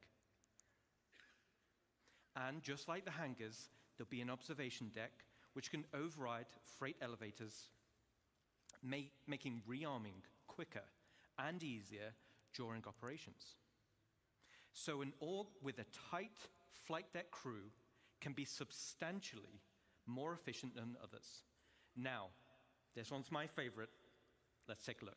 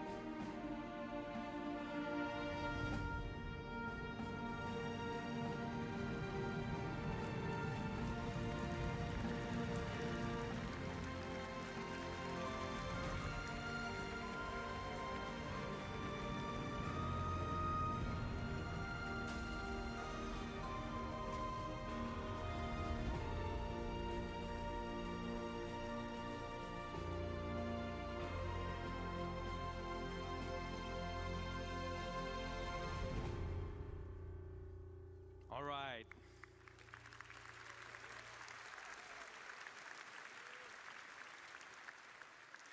There's a few little Easter eggs in that video. But why do you need a flight deck for your rapid defenses force? Well, if you've built your super awesome station in a super lawless system, now you're the potential targets for others. Everyone will have their eyes on your resources and wonder what gear you've got in your inventories. And let's say we didn't win the station warfare bid that Rich mentioned. Let's take a look at the inevitable.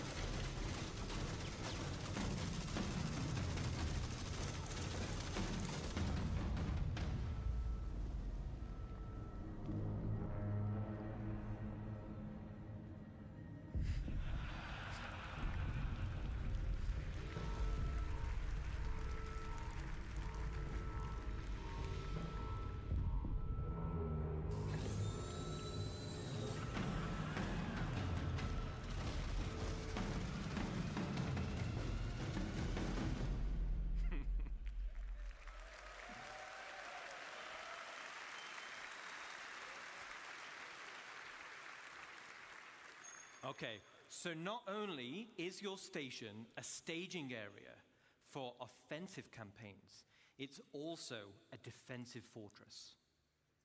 The exterior of the station itself can take quite a beating. It's going to be very hard to damage. So the goal of attackers instead will be to punch a hole through the defenses and get inside. The optimal way to do this will be to infiltrate through the flight deck or EVA hatches and work your way up. Once inside, yes, once inside and you've cleared out a hangar, you may also want to consider airlifting in a tank or two to clear some corridors. Raiders will have to hack freight elevators or bulkheads in order to gain access. And of course, bring enough ships with them to start hauling out the loot. Gaining control of the bridge will allow access to storage, which would otherwise be unhackable. So, as a defender, there are a variety of automated defenses you're able to install internally within the station, such as blast doors, which seal shut, systems to be breached, and a range of turrets like anti-vehicle or anti-personnel. These will all help slow down the attack and give time for your reinforcements to show up. So let's do a final recap. This is one of the end game goals for dedicated orgs, and will be your base of operations for system-wide activities. The station can be customized both in the interior and the exterior, meaning you can tailor it to your own requirements. And it's your very own home amongst the stars. But wait. But wait. There's one more unique module we can build, and that is the dry dock.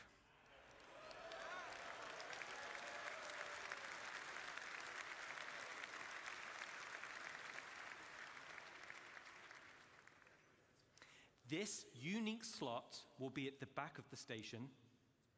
It has its very own dedicated observation room with crafting stations, and has a transit tram which runs along the inside of the arms, leading to the docking collars where your ship will be constructed. So, the only question still remains: what sizes of ship can we build? Let's take a look.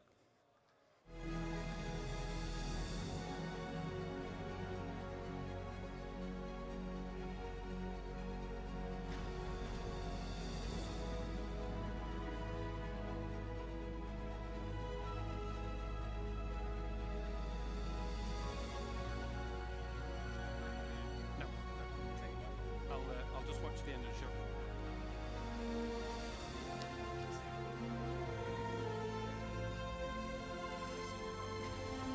It's great. I want to see the reaction.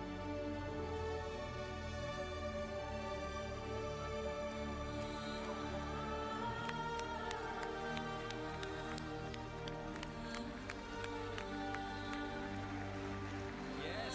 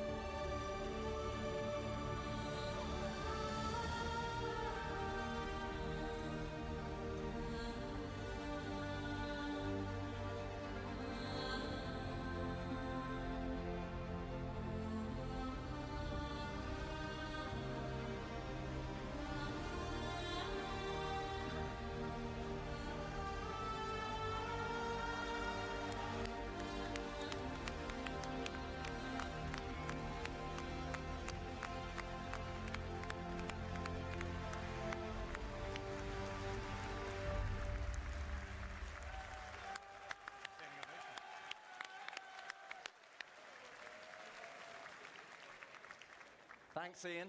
So now we're talking. Multiple stations linking and dry docks to craft your very own capital ships. The ultimate end goal for any org. Okay, So let's take a step back. At the beginning of this presentation, I mentioned we had 3 types of players and 1 universe. And hopefully you can see we have purposeful gameplay catering to each type of player. But that wasn't the only goal. It was to build a game that connected all 3 together cohesively. And this is where you come in. The community, the lifeblood of Star Citizen. Whether you're a PvE player delving for unique crafting blueprints, a non-combat player mining for high-quality resources or building a base with your friends, or a PvP player fighting for your org in station warfare to protect your base, each one of you supports each other. You need the blueprints to craft, you need the resources to make them, and you need the equipment and protection to be safe. This is what Star Citizen is. It's a universe that caters to all players. Now, I could probably go on for another 10 hours deep diving into each system.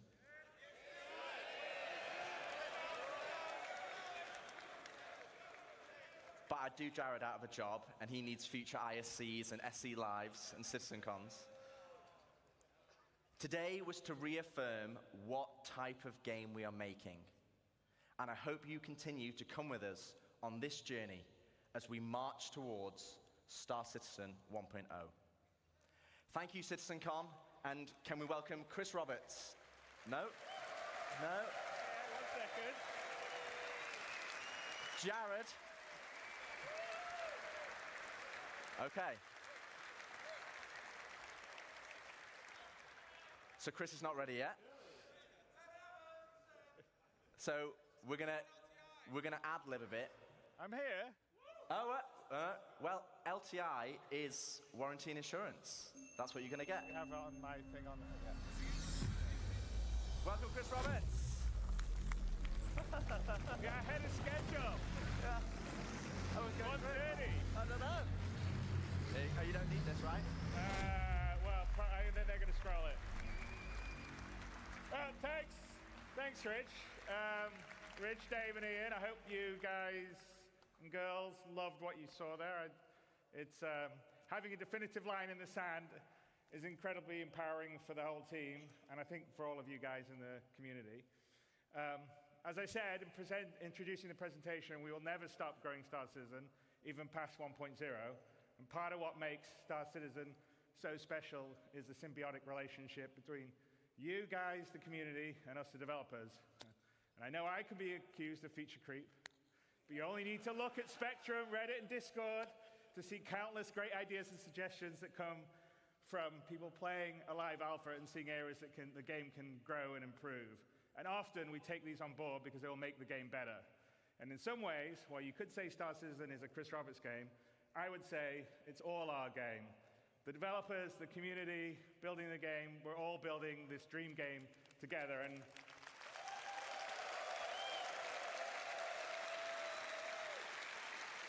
I think that's what makes it special. I think that's why you guys and girls have been here for as long as you have and have supported us through thick and thin, because we're doing something together. And I don't think in almost any other game you have the opportunity to be involved at that level and have your voices heard and impact what we do. Because, you know, occasionally we'll do things and you guys are like, no, that sucks. And we're like, yeah, you're right, we'll change it. And also, like I said, we definitely read and look and hear all the stuff that you write. Some of it may not be so nice, but a lot of it is really great, and we take it aboard because we're just trying to build this amazing universe for us all to live in together. So, what defining 1.0 does, though, for us is give us a finish line in terms of feature and content we are committed to delivering for when your life in the verse becomes truly persistent, your gameplay to progress your reputation, the money you earn, the material possessions you collect and earn will persist even as we deliver more content and features. And I think that's incredibly important for really finally being able to fully commit and not just go, okay, well, I'll play for a while until the next patch comes out. And it's also a market for the game to be more stable, well optimized, and incredibly friendly for new players. as well as experienced ones, which I think all you guys are. But that'll only be the start of our journey together, because the vision of Star Citizen is a game that has no sunset, one that will continually grow with new content and features. We'll always make sure we're on the cutting edge of new technology. We'll never be outdated. I know I occasionally see, oh, in so many years, you guys will be out of date. But as you can see by our constant presentations, we're always looking to make whatever we can do, whether it's the visuals, the audio, various ways to make the gameplay better. That's something we will always be working on. So we'll always keep the game at the bleeding edge of graphics, sound, physics, and yes, we'll support VR, and we actually have some of that in the background we're doing. Now we get stuff.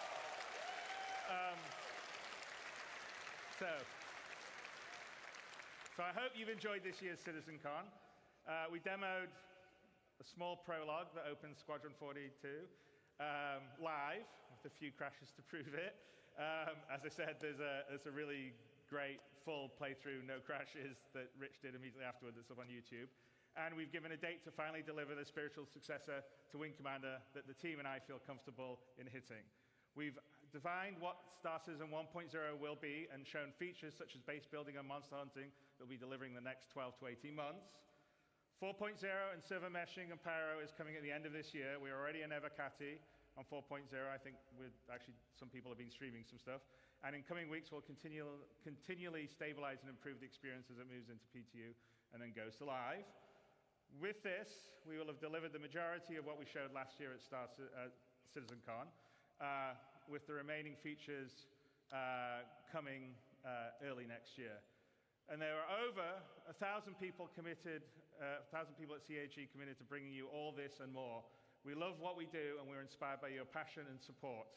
We know that we are truly lucky to have such a strong community that shares the passion and dreams we do.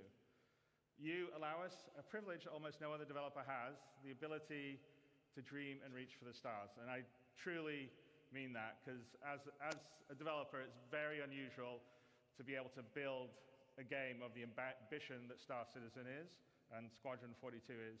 And that's all down to you guys and girls. So thank you very, very much.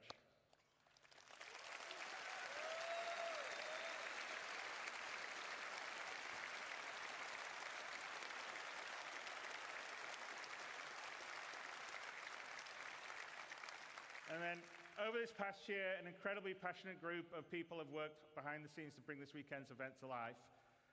And I want to take a moment to thank Leah and Ed, Tyler, Jared, Kat, and so many others have poured their hearts into making this weekend special for all of you. And a huge thanks goes out to our presenters and teams supporting them, whether they're here with us today or watching from one of our other studios around the world. In the words of Admiral Bishop, I'm proud to stand with our teams and everyone that put this show together. And all of the CAG staff working on the show floor, your hard work ensures everything runs smooth and keeps the energy alive throughout the event. And finally, a heartfelt thanks to the community members who volunteered their time to run this year's show. None of this would be possible without their dedication and support. I thank all of you very, very much.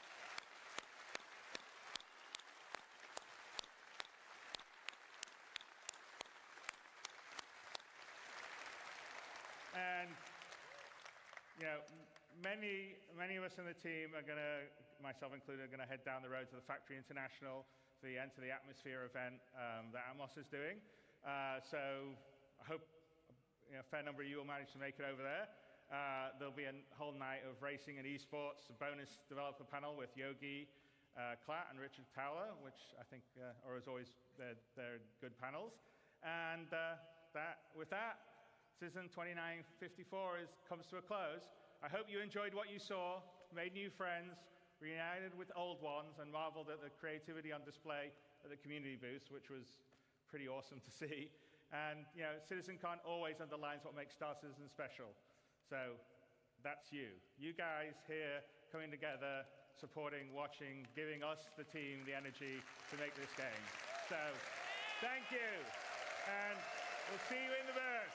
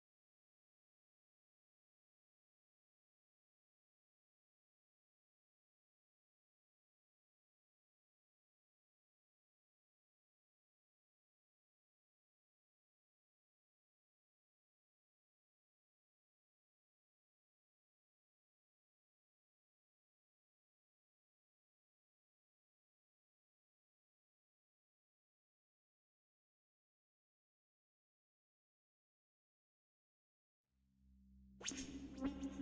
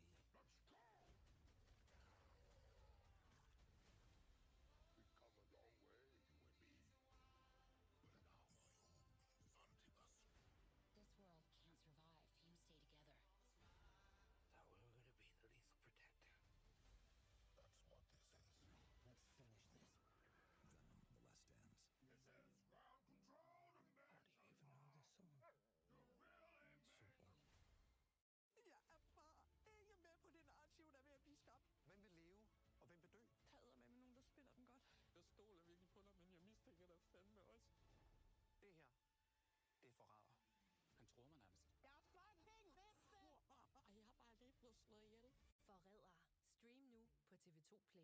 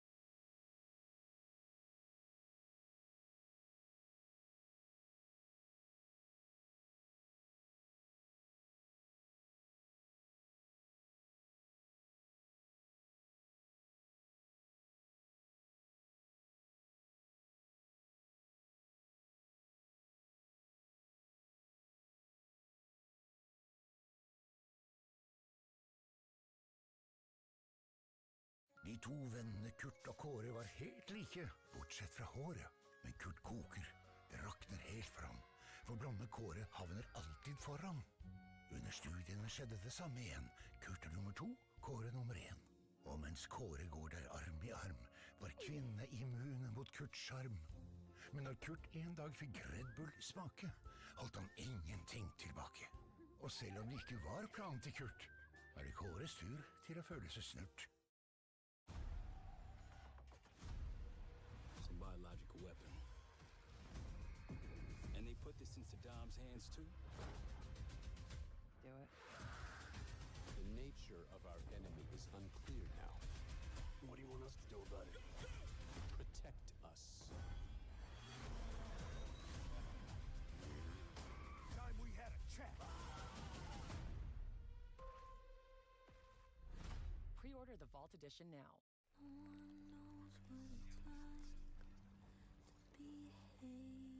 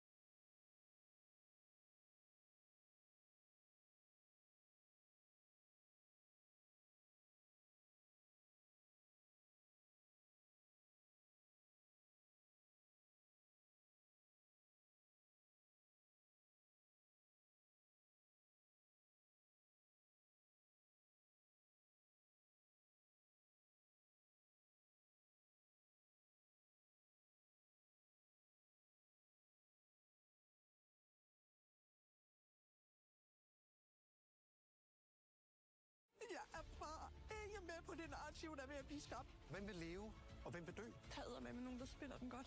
Jeg stoler virkelig på dig, men jeg mistænker dig fandme også. Det her, det er forræder. Han tror mig nærmest. Jeg er fucking bedste! Og jeg har bare lige blevet slået ihjel. Forrædere. Stream nu på TV2 Play.